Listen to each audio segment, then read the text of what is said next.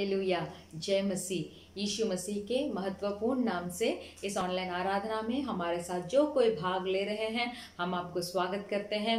उम्मीद रखते हैं कि आप जहां कहीं भी है सही सलामत है और परमेश्वर यीशु मसीह के विश्वास में और आगे बढ़ रहे हैं। हालेलुया। तो चलिए, हमारा इस दिन का आराधना इस शाम के समय में हम आराधना करने के लिए जा रहे हैं। परमेश्वर यीशु मसीह यहोवा हमारे आराधना में प्रसन्न होने के लिए हम विनती करेंगे। हर एक जो इसको देख रहे हैं, अब परमेश्वर की उपस्थिति में भरने के लिए हम विनती कर हम प्रार्थना करेंगे। हालेलुया। थोड़ा देर परमेश्वर की स्तुति हो, स्तुति हो, स्तुति हो, स्तुति हो।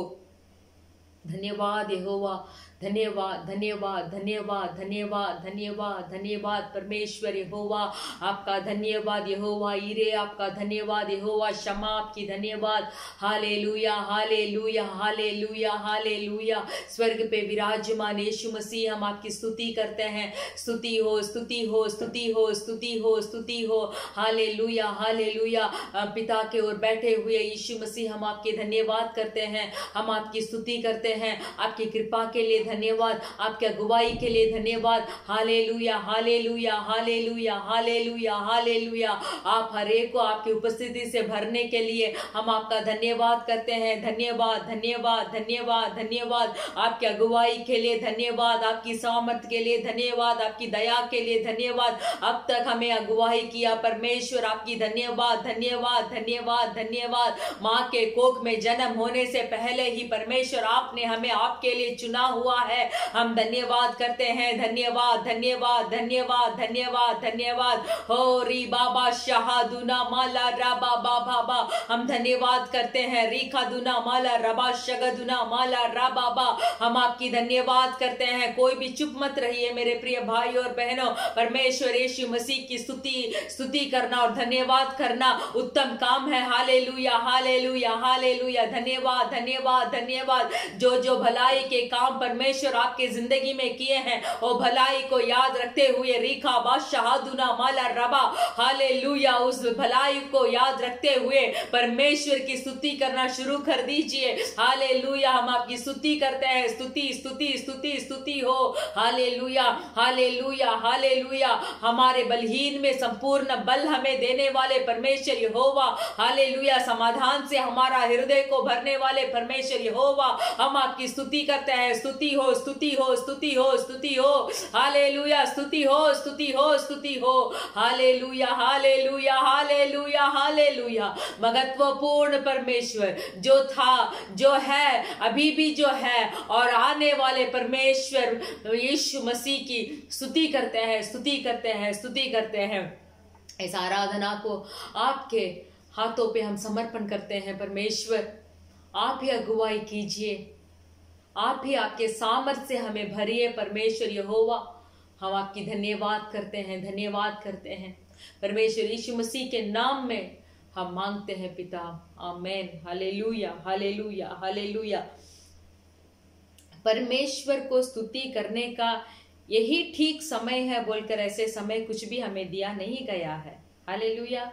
जो भी समय है, जो भी दिन है, जब भी हो, हम परमेश्वर की आराधना कर सकते हैं, परमेश्वर की स्तुति हम कर सकते हैं, क्योंकि परमेश्वर भी अपने आंखों को 24 घंटे हमारे ऊपर रखकर हमें देख रहे हैं। तो जो समय हमें दिया गया है वही उचित समय है परमेश्वर की आराधना करने के लिए। हालेलुया। तो चलिए, हमारे पहले गीत से हम शुरू करेंगे। मेरे प्रभु की सहायता से निश्चय ही बनूंगा आशीषित में, आमीन। परमेश्वर की वचन को जितना जितना हमारे मुंह से हम हाँ हाँ ऐसे ही होगा, हाँ इस वचन को, इस वाचा को मैं अपने लिए लेता हूँ बोलकर जितने हम हमारे मुंहों से हम परमेश्वर के वचन को हम बोलते रहेंगे, तो वो वचन हमारे अंदर क्रिया करेगी। Hallelujah, hallelujah. स्थिति दूसरा हो, परिस्थिति वैसा ना हो, हालात ना बदले हो, फिर भी हम प्रसन्न परमेश्वर से नहीं पूछेंगे कि कब होगा, बल्कि विश्वास के शब्दों को हमारे मुंह से बोलना हम शुरू करना है। आमीन। सामने लाल समुंदर खड़ा है, पीछे पारो के सेनाएं इजरायली लोगों को भगा कर लेके आ रहा है। चारों ओर और कहीं रास्ता नहीं है जाने के लिए। तब मूसा ने परमेश्वर से प्रार्थना करते समय परमेश्वर ने उस लाल समुद्र को खोला। वैसे ही जितना जितना हम परमेश्वर के वचन को बोलते रहेंगे, वाचा को हाँ बोलकर हम समर्पण कर कर हम बोलते रहेंगे, तब निश्चय परमेश्वर हमारे हालात को भी बदल डालेंगे और हमें इस संसार में आशीषित रखेंगे। Hallelujah, hallelujah. मेरे साथ मिलकर आप भी गाइए। मेरे प्रभु की सहायता से निश्चय ही बनूंगा आशीषित मैं। मेरे प्रभु की सहायता से निश्चय ही बनूंगा आशीषित मैं। उसके वचन का पालन करूंगा, उसके मार्गों पर चलता रहूंगा। उसके वचन का पालन करूंगा, उसके मार्गों पर चलता रहूंगा। मेरे प्रभु की सहायता से निश्चय ही बनूंगा आशीषित मैं। उसके वचन का पालन करूंगा, उसके मार्गों पर चलता रहूंगा। देशों में आशीषित रहूंगा मैं, कामों में भी आशीषित पाता रहूंगा। देशों में आशीष रहूंगा मैं, कामों में आशीष पाता रहूंगा। मेरे घर में कोई घटी ना होगी, जरूरतें सारी पूरी होवेगी। मेरे घर में कोई घटी ना होगी, जरूरतें सारी पूरी होवेगी। मेरे प्रभु की सहायता से निश्चय ही बनूंगा आशीषित मैं। उसके वचन का पालन करूंगा, उसके मार्गों पर चलता रहूंगा। मेरे प्रभु की सामर्थ से मेरे शत्रु सारे नाश होवेंगे। मेरा जीवन उसका ही दान, तन मेरा बल भी पाता रहेगा। मेरा जीवन उसका ही दान, तन मेरा बल ही पाता रहेगा। मेरे प्रभु की सहायता से निश्चय ही बनूंगा आशीषित मैं। उसके वचन का पालन करूंगा, उसके मार्गों पर चलता रहूंगा। मेरे प्रभु की सहायता से निश्चय ही बनूंगा आशीषित मैं। उसके वचन का पालन करूंगा, उसके मार्गों पर चलता रहूंगा। देशों में आशीषित रहूंगा मैं, कामों में आशीष पाता रहूंगा। देशों में आशीष रहूंगा मैं, कामों में आशीष पाता रहूंगा। मेरे घर में कोई घटी ना होगी, जरूरत तो सारी पूरी होवेगी। मेरे घर में कोई घटी ना होगी, जरूरत सारी पूरी होवेगी। मेरे प्रभु की सहायता से आशीषी बनूंगा निश्चय मैं। उसके वचन का पालन करूंगा, उसके मार्गों पर चलता रहूंगा। जीवन साथी और सब मेरे बच्चों, मेरे संपत्ति पर भी आशीष रहेगी। जीवन साथी और सब मेरे बच्चों, मेरे संपत्ति पर भी आशीष रहेगी। मेरी भलाई सदा होते रहेगी। बेटा मैं प्रभु का बना रहूंगा, मेरी भलाई सदा होते रहेगी। बेटा मैं प्रभु का बना रहूंगा। मेरे प्रभु की सहायता से निश्चय ही बनूंगा आशीषित मैं। उसके वचन का पालन करूंगा, उसके मार्गों पर चलता रहूंगा। मेरे प्रभु की सहायता से निश्चय ही बनूंगा आशीषित मैं। उसके वचन का पालन करूंगा, उसके मार्गों पर चलता रहूंगा। कर्ज लेने का कभी मौका ना होगा, पर देने का सद्भाग्य सदा रहेगा। कर्ज लेने का कभी मौका ना होगा, पर देने का सौभाग्य सदा रहेगा। बहुतायत से मैं भरा रहूंगा, मेरा प्रभु मुझको ऊंचा करेगा।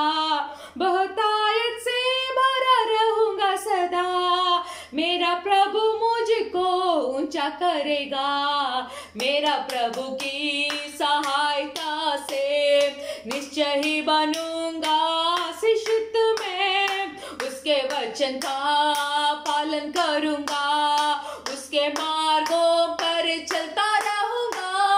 मेरे प्रभु की सहायता से निश्चय ही बनूंगा आशीषित मैं। ये वचन के पालन करूंगा, उसके मार्गों पर चलता रहूंगा। कर्ज लेने का कभी मौका ना होगा, पर देने का सौभाग्य सदा है। कर्ज लेने का कभी मौका ना होगा, पर देने का सौभाग्य सदा है। बहुतायत से मैं भरा रहूंगा, मेरा प्रभु मुझको ऊंचा करेगा। बहुतायत से मैं भरा रहूंगा, मेरा प्रभु मुझको ऊंचा करेगा।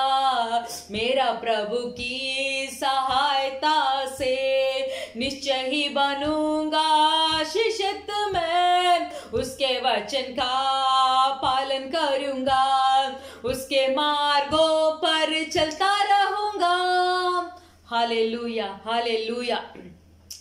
कर्ज लेने का भी मौका ना होगा, कब? जब हम हमारे परमेश्वर के वचन का पालन करेंगे। हालेलुया। पर देने का सौभाग्य सदा रहेगा। आमीन। किसी से हम नहीं लेंगे, फिर भी जब परमेश्वर के वचन का हम पालन करते रहेंगे, तब परमेश्वर हमें दूसरों को देने के लिए हमें उपयोग का पात्र बनाएंगे। हालेलुया। बहुतायत से मैं भरा रहूंगा, सदा भरा रहूंगा। मेरा प्रभु मुझको ऊंचा करेगा। मेरे प्रिय भाई और बहनों, ये वक्त है विश्वास करने का। आमीन।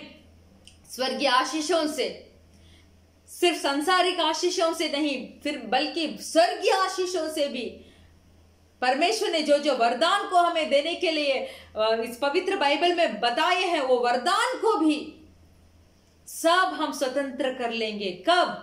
जब हम परमेश्वर की वचन को ध्यान कर हम परमेश्वर की वचन को पालन करेंगे। जब परमेश्वर की वचन की भय हमें होगा, तब परमेश्वर हमें बहुतायत से आशीर्वाद करेंगे। Hallelujah, hallelujah. तो चलिए हम हमारे दूसरे गाने हम गाएंगे। जय जय नाम यीशु नाम गाँव में सुबह शाम। हालेलुया। इसीलिए मैंने बताया था कि परमेश्वर का स्तुति करने के लिए कोई समय नहीं है। सुबह कर सकते हैं, दोपहर को कर सकते हैं, शाम को कर सकते हैं, रात को कर सकते हैं, क्योंकि 24 घंटे हमारे परमेश्वर अपने नजर को हमारे ऊपर रखे हैं। Hallelujah, hallelujah. तो मेरे साथ मिलकर जय जय नाम यीशु नाम गाऊं मैं सुबह शाम। जय जय नाम यीशु नाम गाऊं मैं सुबह शाम। जय जय नाम यीशु नाम गाऊं मैं सुबह शाम। जय जय नाम यीशु नाम गाऊं मैं सुबह शाम। बलहीन का सहारा, पापियों का दोस्त है वो, यीशु तो कितना प्यारा, शब्द मैं कैसे बताऊं। बलहीन का सहारा, पापियों का दोस्त है वो, यीशु तो कितना प्यारा, शब्द मैं कैसे बताऊं। जय जय नाम यीशु नाम गाऊं मैं सुबह शाम। जय जय नाम यीशु नाम गाऊं मैं सुबह शाम। जय जय नाम यीशु नाम गाऊं मैं सुबह शाम। तुझ में बना रहूं तो अमृत फल लाऊं मैं, गाऊं तेरी जय सदा तो तुझ सा बन जाऊं मैं, तुझ में बना रहूं तो अमृत फल लाऊं मैं। गाऊं तेरी जय सदा तो तुझ सा बन जाऊं मैं। जय जय नाम यीशु नाम गाऊं मैं सुबह शाम, जय जय नाम यीशु नाम गाऊं मैं सुबह शाम, जय जय नाम यीशु नाम गाऊं मैं सुबह शाम, जय जय नाम यीशु नाम गाऊं मैं सुबह शाम। तू ही है जो मुझको बुलाता देता है जीवन जल, तेरी शक्ति पाऊं सदा और योजनाएं हो सफल। तू ही है जो मुझको बुलाता देता है जीवन जल, मेरी शक्ति पाऊं सदा तो योजनाएं हो सफल।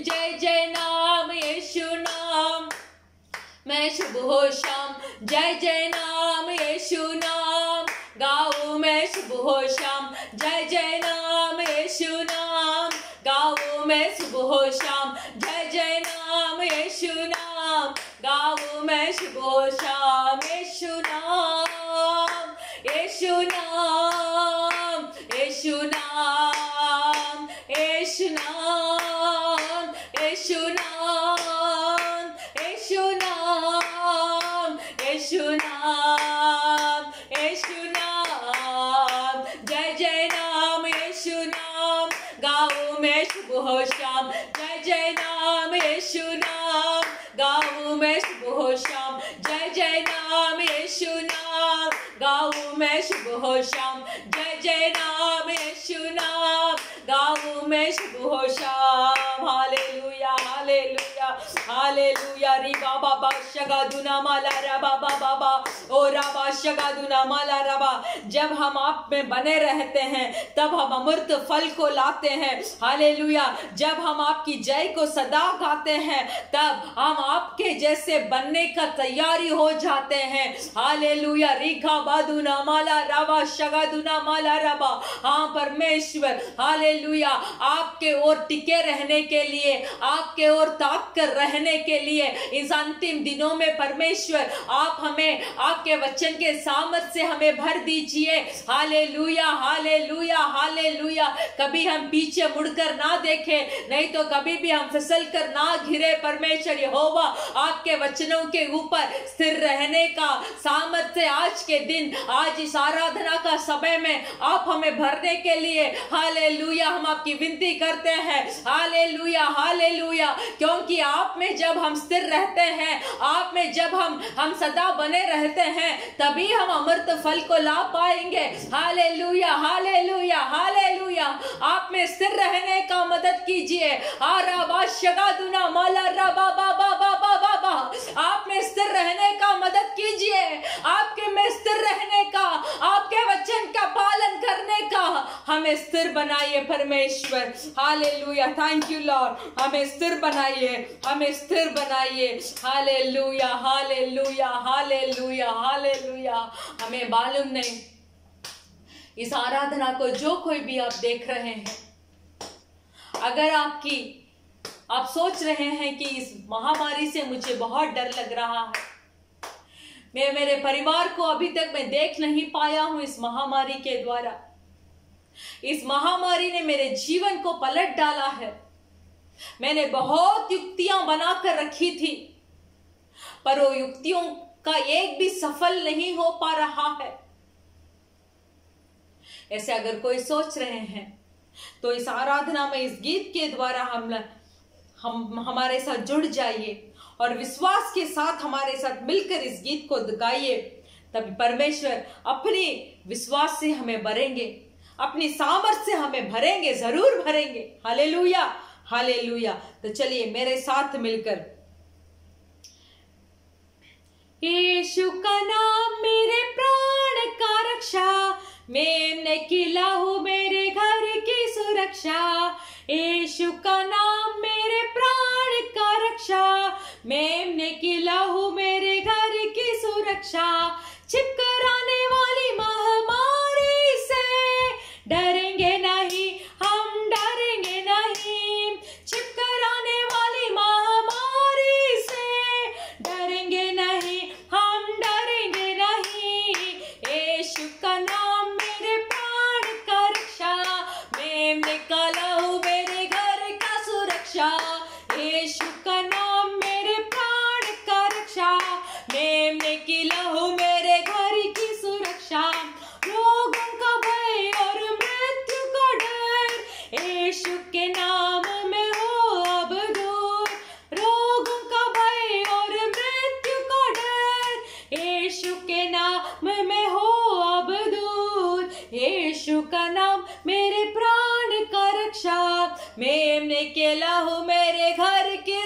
सुरक्षा, यीशु का नाम मेरे प्राण का रक्षा, मेमने की लहू मेरे घर की सुरक्षा, विपत्ति हम पर कोई ना पड़ेगी, डेरे के निकट दुख ना आएगी, विपत्ति हम पर कोई ना पड़ेगी, डेरे के निकट हम पे ना आएगी, यीशु का नाम मेरे प्राण का रक्षा, मेमने का लहू मेरे घर की सुरक्षा, यीशु का नाम मेरे प्राण का रक्षा, मेमने की लहू मेरे घर की सुरक्षा, स्वर्ग की सेना हमें घेरे हुए हैं, स्वर्गीय पिता हमें थामे हुए हैं, स्वर्ग की सेना हमें घेरे हुए हैं, स्वर्गीय पिता हमें थामे हुए हैं, यीशु का नाम मेरे प्राण का रक्षा,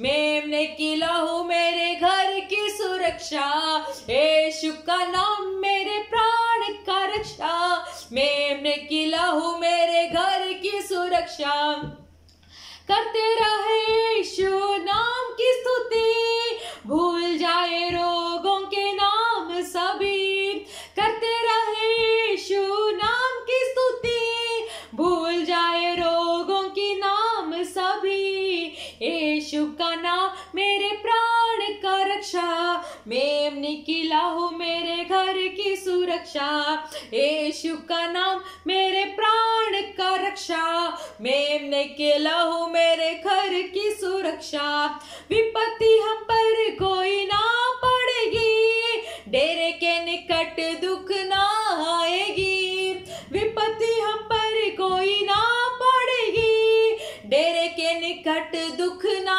आएगी, यीशु का नाम मेरे प्राण का रक्षा, मेमने का लहू मेरे घर की सुरक्षा, यीशु का नाम मेरे प्राण की रक्षा, मेमने का लहू मेरे घर की सुरक्षा, यीशु का नाम मेरे प्राण की रक्षा, मेमने का लहू मेरे घर की सुरक्षा, यीशु का नाम मेरे प्राण का रक्षा, मेमने की लहू मेरे घर की सुरक्षा। हालेलुया हालेलुया हालेलुया हालेलुया हालेरी बाबा बाबा बा राधुना माला राबा बाबा बाबा बाबा बाबा ओ रागा राबा शगदुना माला राबा, यीशु का नाम है जो मेरा प्राण का रक्षा करता है, मेमने का लहू जो है वो मेरा घर का सुरक्षा है। बोलते रहिए मेरे प्रिय भाइयों बहनों, यीशु मसीह का नाम मेरा प्राण का रक्षा है, मेमने का लहू मेरा रक्षा है। हालेलुया, मुझे सुरक्षित रखता है, मेरे परिवार को सुरक्षित रखता है, मेरे बच्चों लोगों को सुरक्षित रखता है, मेमने का लहू में उतना बड़ा सामर्थ भरा हुआ है। हालेलुया हालेलुया हालेलुया, धन्यवाद करते हैं।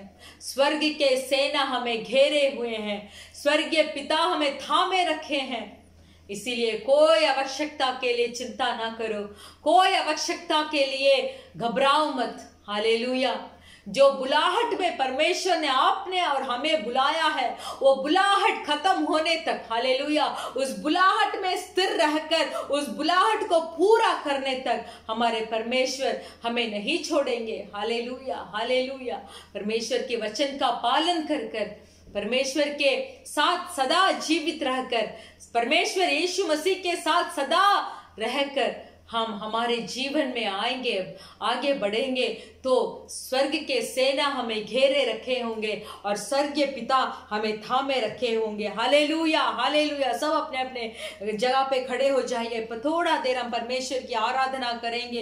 हालेलुया, धन्यवाद धन्यवाद धन्यवाद धन्यवाद, गहरे प्यार से हमें प्यार किया परमेश्वर। आमीन। अपने इकलौते पुत्र को मेरे लिए और आपके लिए, हमारे अधर्म कामों के लिए, हमारे पापों के लिए, अपने इकलौते पुत्र को पिता ने हमारे लिए भेजा इस संसार में, ताकि वो इकलौता पुत्र यीशु मसीह हमारे लिए उस क्रूस को उठाए, हमारे लिए मारा जाए, हमारे लिए ताड़ना लिए जाए। हालेलुया हालेलुया, ताकि हम सुकून से जिए, हम उद्धार को प्राप्त करें और जो स्थान परमेश्वर यीशु मसीह ने हमारे लिए बनाकर रखा है उस स्थान में जाकर हम वास करने के लिए परमेश्वर ने अपने इकलौते पुत्र को इस संसार में भेजकर दिखा दिया कि वो हमसे कितना प्यार करते हैं। सब अपने अपने हाथ को उठाकर हालेलुया हालेलुया हालेलुया हालेलुया। गहरे प्यार से तूने प्यार किया, गहरे प्यार से तूने प्यार किया, माँ से गहरा है प्यार तेरा, माँ से गहरा है प्यार तेरा। रे बाबा शहादुना माला राम, तू धन्य है, सर्वश्रेष्ठ है, तेरे जैसा नहीं और कोई। तू धन्य है, सर्वश्रेष्ठ है, तेरे जैसा नहीं और कोई। Hallelujah hallelujah hallelujah hallelujah. तुझे मैं कभी भूलूंगा नहीं, तुझे मैं कभी भूलूंगा नहीं, तेरे साथ साथ मैं चलूंगा। इस लड़ा के साथ साथ एक नूर एक समान रहूंगा। हालेलुया, तेरे साथ साथ मैं रहूंगा। इस लड़ा के साथ साथ एक नूर एक समान रहूंगा। हालेलुया, हाथ को उठाकर तू धन्य है, सर्वश्रेष्ठ है, तेरा जैसा नहीं और कोई। तू धन्य है, सर्वश्रेष्ठ है, तेरा जैसा नहीं और कोई। Hallelujah hallelujah hallelujah hallelujah hallelujah hallelujah hallelujah hallelujah hallelujah.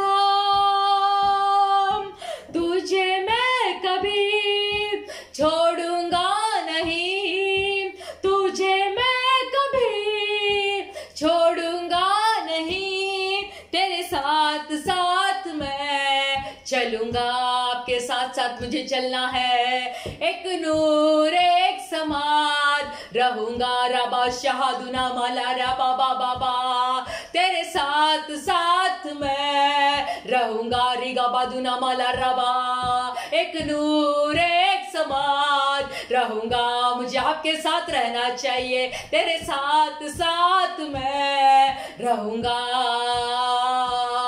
एक नूर एक समान रहूंगा। री बाबा शहादुना माला रबा, तू धन्य है, सर्वश्रेष्ठ है, तेरे जैसा नहीं और कोई।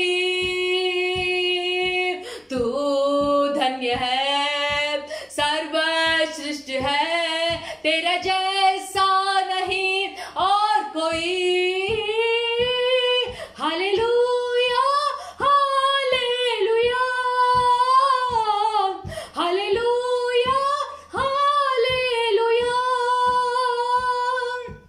गहरे प्यार से तूने प्यार किया, गहरे प्यार से तूने प्यार किया, माँ से गहरा है प्यार तेरा। आपका प्यार माँ से भी गहरा है, माँ से गहरा है प्यार तेरा। बोलते रहिए मेरे साथ, माँ से गहरा है प्यार तेरा। रा बाबा वशे दुना लारा, माँ से गहरा है प्यार रे तेरा रिगा बाला रबा शांदुना लरे ओ रबा बाबा बरगा दुना मला रबा बाबा बाबा। माँ से गहरा प्यार आपके लिए और मेरे लिए, और रबा शेगा बाप से भी अधिक प्यार आपके लिए और मेरे लिए। और रिगा दुना मला रबा बाबा अपने इकलौते पुत्र को भेजकर यीशु मसीह ने इस संसार में आए, पिता का सिद्ध को उन्होंने पूरा किया। हालेलुया। उतना गहरा प्यार यीशु मसीह ने भी पिता के ऊपर रखा था कि पिता जो जो यीशु मसीह से कहलाकर इस दुनिया पे भेजे थे, उसमें एक भी शब्द को यीशु मसीह ने एक भी शब्द को नहीं छोड़ा, एक भी शब्द को उन्होंने सब वचन का, सब परमेश्वर पिता का वचनों का और शब्दों का यीशु मसीह ने पालन किया। Hallelujah, hallelujah. अपने आप को घटी किया। हालेलुया। रीबा शगादुना माला रबा बाबा बाबा। पिता के हर एक वचन को यीशु मसीह ने पूरा किया, क्योंकि यीशु मसीह भी पिता से उतना ही प्यार करते थे जितना पिता ने यीशु मसीह से किया था। हालेलुया। रबा शगादुना माला रबा। फिर भी हमारे ऊपर जो प्यार उन्होंने रखा था, उस प्यार के वास्ते, उस प्रेम के वास्ते, और रिखावाशेगादुना माला रबा, उस प्रेम के वास्ते, हमारे ऊपर जो चाहत पिता ने रखा था, उसके वास्ते अपने इकलौते पुत्र को इस दुनिया में भेजा। हालेलुया। मेरे प्रिय भाई और बहनों, यीशु मसीह संसार में आए सिर्फ ऐसे रहकर जी कर जाने के लिए नहीं। पिता ने उनके लिए जो सिद्ध को रखा था, वो सिद्ध कुछ ऐसा वैसा सिद्ध नहीं था मेरे प्रिय भाई और बहनों। क्रूस को उठाने वाला सिद्ध था वो। इस संसार के पाप को अपने ऊपर एक बोझ बनकर लेने का सिद्ध था वो। यीशु मसीह ने पिता का आज्ञा पालन किया। यीशु मसीह ने पिता का सारी बातें मानी। अंत में ये भी कहा, बहुत व्याकुल होकर उन्होंने कहा, पिता परमेश्वर, ये पात्र मुझसे हट जाए तो भला है, फिर भी मेरे सिद्ध के अनुसार नहीं, आपके सिद्ध के अनुसार। मेरे प्रिय भाई और बहनों, आप इस आराधना में जो जुड़े हुए हैं, अगर आप बहुत व्याकुल में हैं, अगर आप बहुत दुख में हैं, अगर आप बहुत बोझ उठा रहे हैं, बहुत कष्ट उठा रहे हैं, तो परमेश्वर यहोवा को देखकर बोलिए, परमेश्वर ये सारी चीजों को आपने मेरे लिए उस क्रूस में सह लिया। मेरे दुखों को अपने आप के ऊपर उठा लिया, मेरे कष्टों को आपने आपके ऊपर उठा लिया, मेरे बोझ को आपने तभी आपके ऊपर उठा लिया। फिर भी ये मानने में मेरा मन नहीं करता है। मैं बोलता हूं, कैसे मैं ये मानूं? मुझे दबा रही है ये बोझ, मुझे दबा रही है दुख। अगर वैसे आप सोच रहे हैं तो हम आपसे विश्वास के साथ कह सकते हैं, अपना बोझ सब परमेश्वर के ऊपर डाल दीजिए। जितना भी बोझ के उठा रहे हो भी, परमेश्वर आपको एक सुकून देंगे, परमेश्वर आपको आनंद देंगे, परमेश्वर आपके हृदय को एक शांति से भरेंगे जो ये संसार नहीं देता है। सब अपने आप हाथों को उठाकर बोलिए, आपके गहरे प्यार से मेरे हृदय को भरिए, ताकि संसारिक चीजें मुझे कष्ट नहीं कर सकती। मैं उसे तुच्छ मानना चाहता हूं, उतना प्रेम से आप मुझे भरिए। बोलिए मेरे साथ मिलकर बोलिए, मेरे परमेश्वर, मेरे हृदय को उतना प्रेम से भर दीजिए, उतना शांति से भर दीजिए, उतना समाधान से भर दीजिए, ताकि इस लवलीन चीजें जो इस संसार पे है उसमें मेरा दृष्टि ना जाए। जहां जहां से मुझे दुख आती है, वहां से परमेश्वर आपको उनको रोक कर रखिए। मैं आपके प्रेम से भरना चाहता हूं, मैं आपके प्रेम को चख कर देखना चाहता हूं। मुझे मदद कीजिए, मुझे मदद कीजिए, मुझे मदद कीजिए। Hallelujah, hallelujah. धन्यवाद, धन्यवाद, धन्यवाद, धन्यवाद, धन्यवाद करते हैं मेरे प्रिय परमेश्वर। आज जो कोई भाई और बहन आपके सम्मुख में अपने आप को समर्पण किया है कि आपके गहरे प्यार उस हृदय में भरने के लिए, उस मन में भरने के लिए, उस दिल में भरने के लिए, जो कोई हाथ उठाकर अपने आप को समर्पण किया हो, एक गहरे प्यार से ने भर दीजिए। आप आज का दिन आपके सामर्थ से भर दीजिए। Hallelujah, hallelujah. आगे जो आत्मिक दौड़ को हम दौड़ रहे हैं वो विश्वास के साथ, धैर्य से और जीत के साथ हम खत्म करने के लिए, हमें मदद करने के लिए हम विनती करते हैं। परमेश्वर धन्यवाद करते हैं, इस आराधना को आपने स्वीकार किया, हम विश्वास करते हैं इस आराधना में आप हमारे मन को एक शांति से भरा है। हम विश्वास करते हैं, हम विश्वास करते हैं शुरू से लेकर अंत तक आप ही हमें संभालिए। जो वचन आज हम सुनने जा रहे हैं वो वचन को आपके हाथों में समर्पण करते हैं। परमेश्वर वचन को आशीष कीजिए। परमेश्वर एक अच्छे खेत की तरह हमारा हृदय को बनाइए, ताकि आपके वचन को हम लेकर उस हृदय में बोकर रख पाए, ताकि जब जब हमारे जरूरत पड़े परमेश्वर वो वचन के द्वारा आप हमें सिखाते रहे, आप हमसे बात करते रहे। धन्यवाद करते हैं, अगुवाई कीजिए, अगुवाई कीजिए। यीशु मसीह के नाम से मांगते हैं पिता, आमेन। Hallelujah, hallelujah. तो हम सब खड़े होकर हमारा बाइबल का वचन पढ़ेंगे। भजन संगीता सब लेके रखिए। भजन संगीता 75 Psalm 75। प्रधान बजाने वाले के लिए अलसाहेत राग में आसाफ का भजन गीत। आमेन। हे परमेश्वर, हम तेरा धन्यवाद करते, हम तेरे नाम का धन्यवाद करते हैं, क्योंकि तेरा नाम प्रकट हुआ है। तेरा आश्चर्य कर्म का वर्णन हो रहा है। जब ठीक समय आएगा तब मैं आप ही ठीक ठीक न्याय करूंगा। जब पृथ्वी अपने सब रहने वालों समेत डोल रही है तब मैं ही उसको खंबे को स्थिर करता हूँ।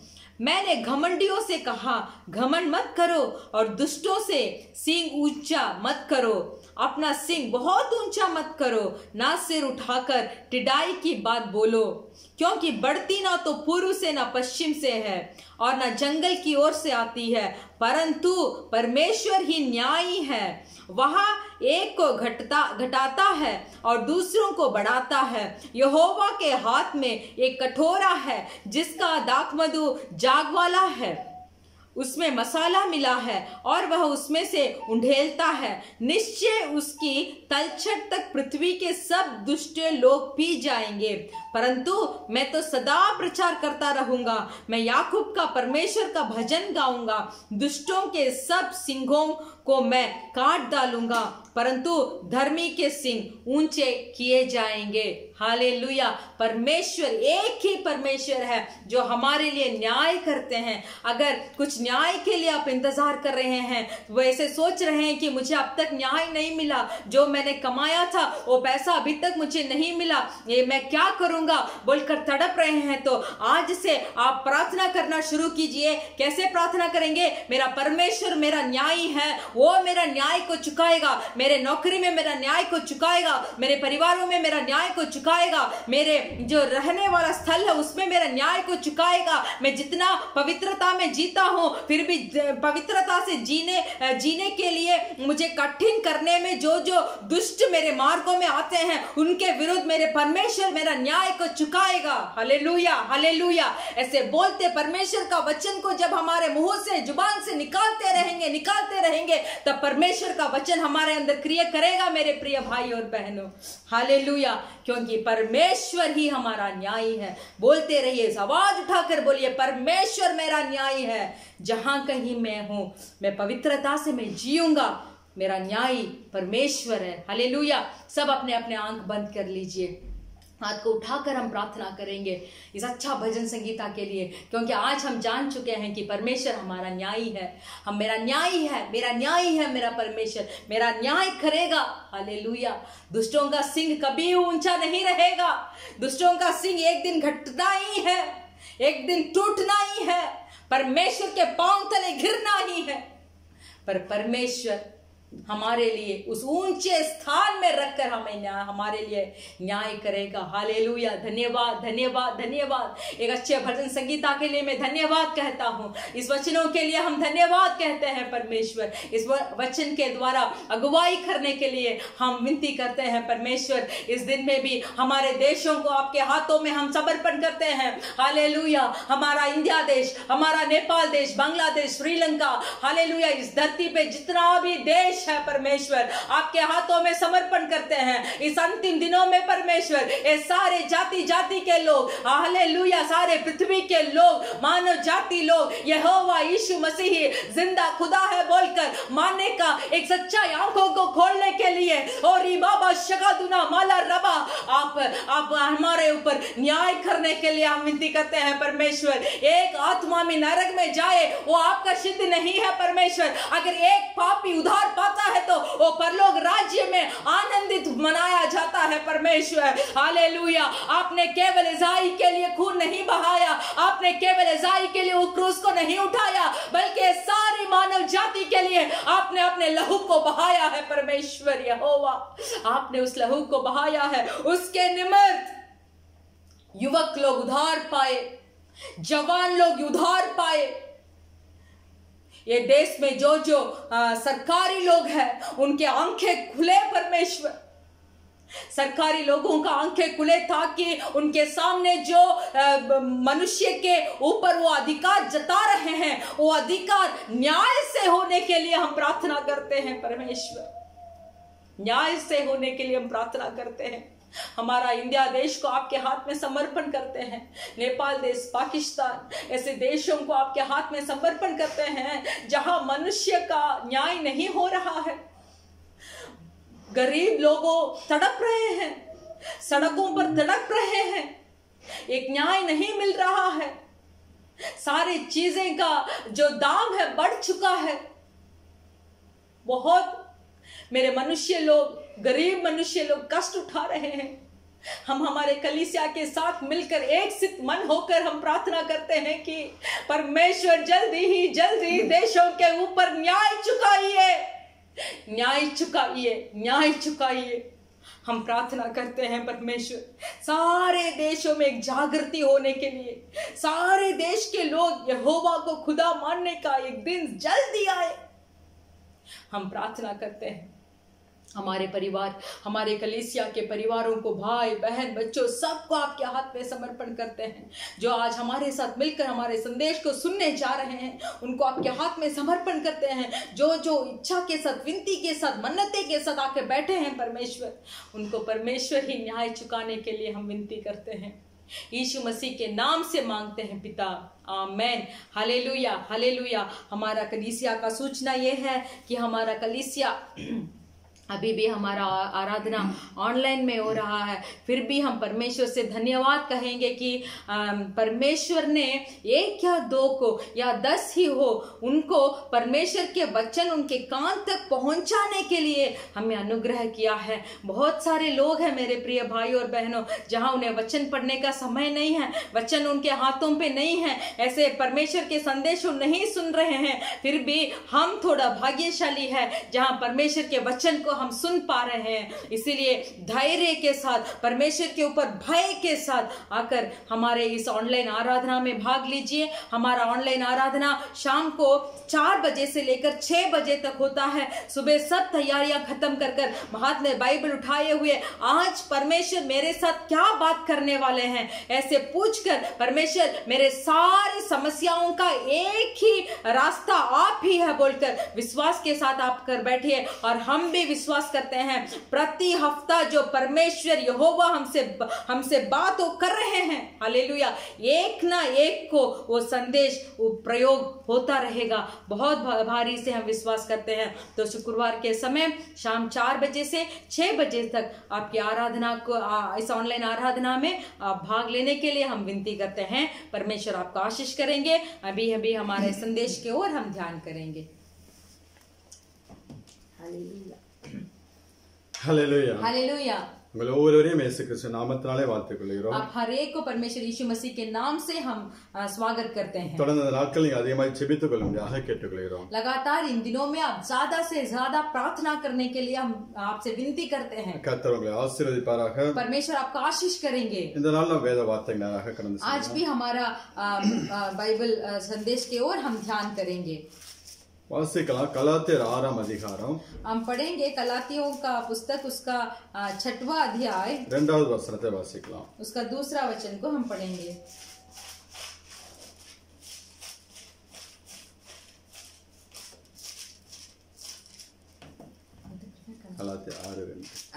गलातियों का पुस्तक उसका 6वां अध्याय का दूसरा वचन. तुम एक दूसरे का भार उठाओ और इस प्रकार मसीह का व्यवस्था को पूरी करो. हालेलुया. हालेलुया. அப்போஸ்தலன் பவுல் சொல்லக்கூடிய நல்ல ஒரு வார்த்தை. प्रेरित पौलुस एक बहुत अच्छा वचन को बोलते हैं. ஒருவர் பாரத்தை ஒருவர் சுமந்து तुम एक दूसरे का भार उठाओ. இப்படியே கிறிஸ்துவுடைய பிரமாணத்தை நிறைவேற்றுங்கள் என்று சொல்கிறார். और इस प्रकार मसीह का व्यवस्था को पूरा करो. ஒருவருடைய பாரத்தை ஒருவர் சுமந்து கொள்ளுங்கள் என்று சொன்னா கூட நம்ம சரின்னு சொல்லலாம். एक दूसरे का भार को उठाओ बोलेंगे तो हम थोड़ा ठीक बोलेंगे उसको. ஆனால் இங்க சொல்லும்போது यहाँ क्या बोला गया है? இப்படியே கிறிஸ்துவுடைய பிரமாணத்தை நிறைவேற்றுங்கள் என்று சொல்கிறார். तो यहाँ बोला गया है इस प्रकार मसीह का व्यवस्था को पूरी करो. ஒருவர் பாரத்தை ஒருவர் சுமக்கும்போது एक दूसरे का भार को अगर हम उठाएंगे, ஒருவருக்கு ஒருவர் நாம் உதவி செய்யும்போது, एक दूसरे का अगर हम मदद करेंगे, ஒருவருக்கு ஒருவர் நாம் ஜெபிக்கும்போது, एक दूसरे के लिए अगर हम प्रार्थना करेंगे, நம்ம ஆண்டவர் இயேசு கிறிஸ்துவின் பிரமாணத்தை நிறைவேற்றுகிற பிள்ளைகளாக तो इसके द्वारा हम परमेश्वर का व्यवस्था को हम पूरी करते हैं. ஆண்டவர் கொடுத்த பிரமாணங்கள் ரெண்டு பிரமாணங்கள் தான். परमेश्वर का दिया हुआ व्यवस्था सिर्फ 2 ही है. வாசிக்கலாம் மார்க் 12ஆம் அதிகாரம் 30-31 வசனங்கள். हम पढ़ेंगे मरकुस का पुस्तक उसका 12 अध्याय का 30 और 31 पढ़ेंगे.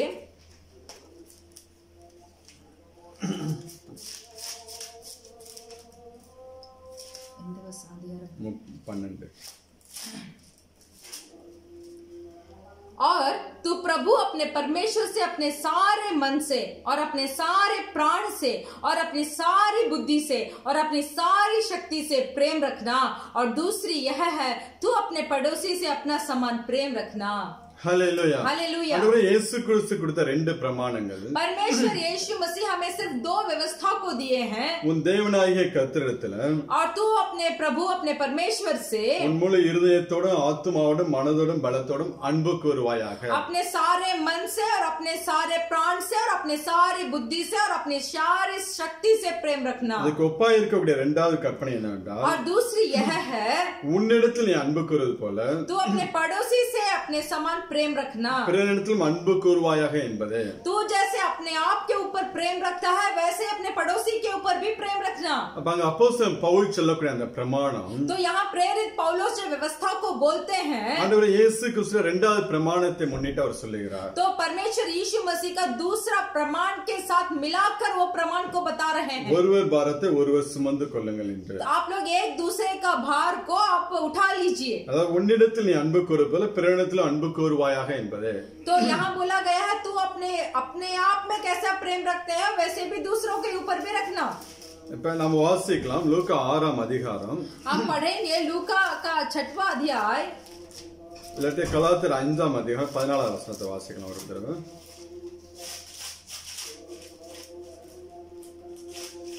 गलातियर 5:14. हम पढ़ेंगे गलातियों का पुस्तक 5वां अध्याय का 14 वचन. क्योंकि सारी व्यवस्था इस एक ही बात में पूरी हो जाती है, तो अपने पड़ोसी से अपने समान प्रेम रख. हालेलुया. हालेलुया. आंडवरे यीशु क्रिस्तु ரெண்டு பிரமாணம். परमेश्वर यीशु मसीह का जो 2 व्यवस्था है, அது கொஞ்சம் எக்ஸ்பேண்ட் பண்ணீனா 10 கட்டளையில வந்து நிக்கும். तो उसको थोड़ा और ज्यादा आप सोच कर देखेंगे तो वो 10 आज्ञा जो है उसमें आकर खड़ा होगा. அந்த 10 கட்டளையில கொஞ்சம் எக்ஸ்பேண்ட் பண்ணீங்கன்னா, अगर उस 10 आज्ञा जो परमेश्वर मूसा को दिए थे वो 10 आज्ञाओं को अगर थोड़ा आप और थोड़ा ध्यान कर सोचेंगे तो அது மோசேயோட 613 பிரமாணங்களுக்குள்ள வந்து அடங்கும். तो वो मूसा को 613 व्यवस्था के बारे में होगा। அதான் ஆண்டவர் இயேசு கிறிஸ்து ரெண்டு பிரமாணமே நமக்கு கொடுத்தார். वो सबको मिलाकर ही परमेश्वर यीशु मसीह हमें सिर्फ 2 व्यवस्था को दिए हैं। இங்க அப்போஸ்தலன் பவுல் சொல்லும்போது तो यहाँ प्रेरित पौलुस जैसे बोलते हैं, உன்னிடத்தில் அன்பு கூறுவது போல जैसे तू अपने आप से प्रेम रखता है பிறரிடத்திலும் अன்பு கூறுவாயாக, तो तू अपने पड़ोसी से भी प्रेम रख। என்கிற இந்த ஒரு வார்த்தையில सिर्फ ये एक ही शब्द जो है நியாய பிரமாணம் முழுவதும் நிறைவேறும் என்று சொல்லுகிறார். बोलता है कि न्याय का व्यवस्था पूरा इसमें ही भर्ती हो जाएगा। நம்மை போல நாம் பிறரை நேசிப்போம் என்றால், अगर मेरे तरह मैं दूसरों को ऊपर स्नेह करूंगा तो ஆண்டவருடைய பிரமாணங்களை நிறைவேற்றுகிற பிள்ளைகளாக இருக்கிறோம். तो हम परमेश्वर की व्यवस्था को हम पूरी करते हैं। ஏன்னா அன்பை குறித்து வேதம் சொல்லுகிறது, क्योंकि प्रेम के बारे में हमारा बाइबल बताता है அன்பு அடுத்தவங்களுக்கு துரோகம் செய்யாது, प्रेम कभी भी दूसरों का द्रोह नहीं करेगा, அன்புக்கு பொறாமை கிடையாது, वो प्रेम जो है वो किसी के ऊपर घमंड नहीं करेगा, அன்பு தன்னை புகழாது, प्रेम कभी भी अपने आप को ऊंचे स्थान में रखकर बात नहीं करेगा। அன்பு தேவ அன்பு நம்ம இடத்துல காணப்படும். अगर परमेश्वर का प्रेम हमारे अंदर होगा तो அதை நாம் வெளியே மற்ற மனிதர்களிடத்துல காண்பிக்கும் போது जब वो प्रेम को हम हमारे पड़ोसी के ऊपर जब दिखाते हैं அவர்களுக்கு ஒரு தீங்கும் செய்யாது, तो वो कभी भी किसी को नष्ट नहीं पहुंचाएगा। அந்த வேத அந்த நியாயப்பிரமாணம் முழுவதையும் நிறைவேற்றுகிற பிள்ளைகளாக நாம் இருப்போம். तो इसके द्वारा हम क्या कर पाएंगे? हम उस न्याय का व्यवस्था को पूरी कर पाएंगे। இங்க அப்போஸ்தலன் பவுல் இந்த கலாத்தியருக்கு சொல்லும்போது, यहाँ प्रेरित पौलुस गलातियों को बोलते समय ஒருவர் பாரத்தை ஒருவர் சுமக்க வேண்டும் என்று சொல்லுகிறார். यहाँ बोलते हैं कि तुम एक दूसरे का भार उठाओ। லூக்கா 6 அதிகாரம் 31 வசனத்தை வாசிக்கலாம். लूका सुसमाचार का पुस्तक उसका 6वां अध्याय का 31 वचन को हम पढ़ेंगे।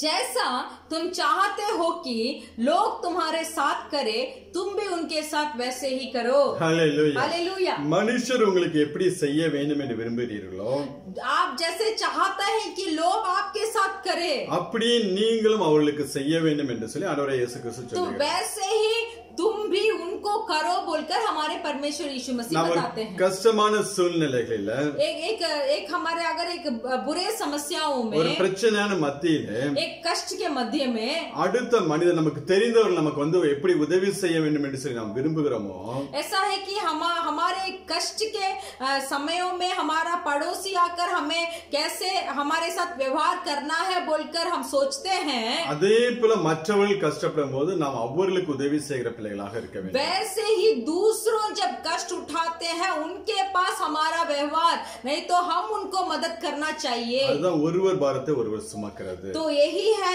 एक का भार एक उठा लो। ஆனா இன்னைக்கு மனுஷருடைய நிலைமையை பார்த்தோம் என்றால், फिर भी आज हम मनुष्यों का स्थिति को देखेंगे तो அவர்கள் தற்பிரியர்களாக தான் காணப்படுகிறார்கள். वो अपने आप से ही बहुत प्रेम करते हैं। நான் நல்லா இருந்தா போதும், मैं अच्छा हूँ ठीक है, என் குடும்பம் நல்லா இருந்தா போதும் என்று मेरा परिवार अच्छा है ठीक है, தனக்குரிய காரியங்களை குறித்து மாத்திரம் அவர்கள் சிந்திக்கிறவர்களாக तो காணப்படுகிறார்கள். सिर्फ अपने आप के बारे में अपने परिवार के बारे में भी अब सोचते हैं। இது கடைசி காலத்துல இப்படியாப்பட்ட காரியங்கள் நடக்கும் என்று சொல்லி வேதம் சொல்லுகிறது. तो इस अंतिम दिनों में ये सब काम होगा, कार्य होगा बोलकर हमारा बाइबल पहले ही बता चुका है। ஆனால் தேவன் தன்னுடைய பிள்ளைகள் எப்படி இருக்க வேண்டும் என்று சொல்லி விரும்புகிறார் फिर भी परमेश्वर अपने मनुष्यों को कैसे रहना है बोलकर जो चाहते हैं, தன்னை போல பிறரை நேசிக்க வேண்டும் என்று சொல்லி விரும்புகிறார். तो वो परमेश्वर क्या चाहते हैं, हम अपने आप से कैसे प्रेम रखते हैं वैसे ही हमें दूसरों के ऊपर भी रखना चाहिए। மற்ற யாருக்கும் ஒரு தீங்கும் செய்ய மாட்டோம்.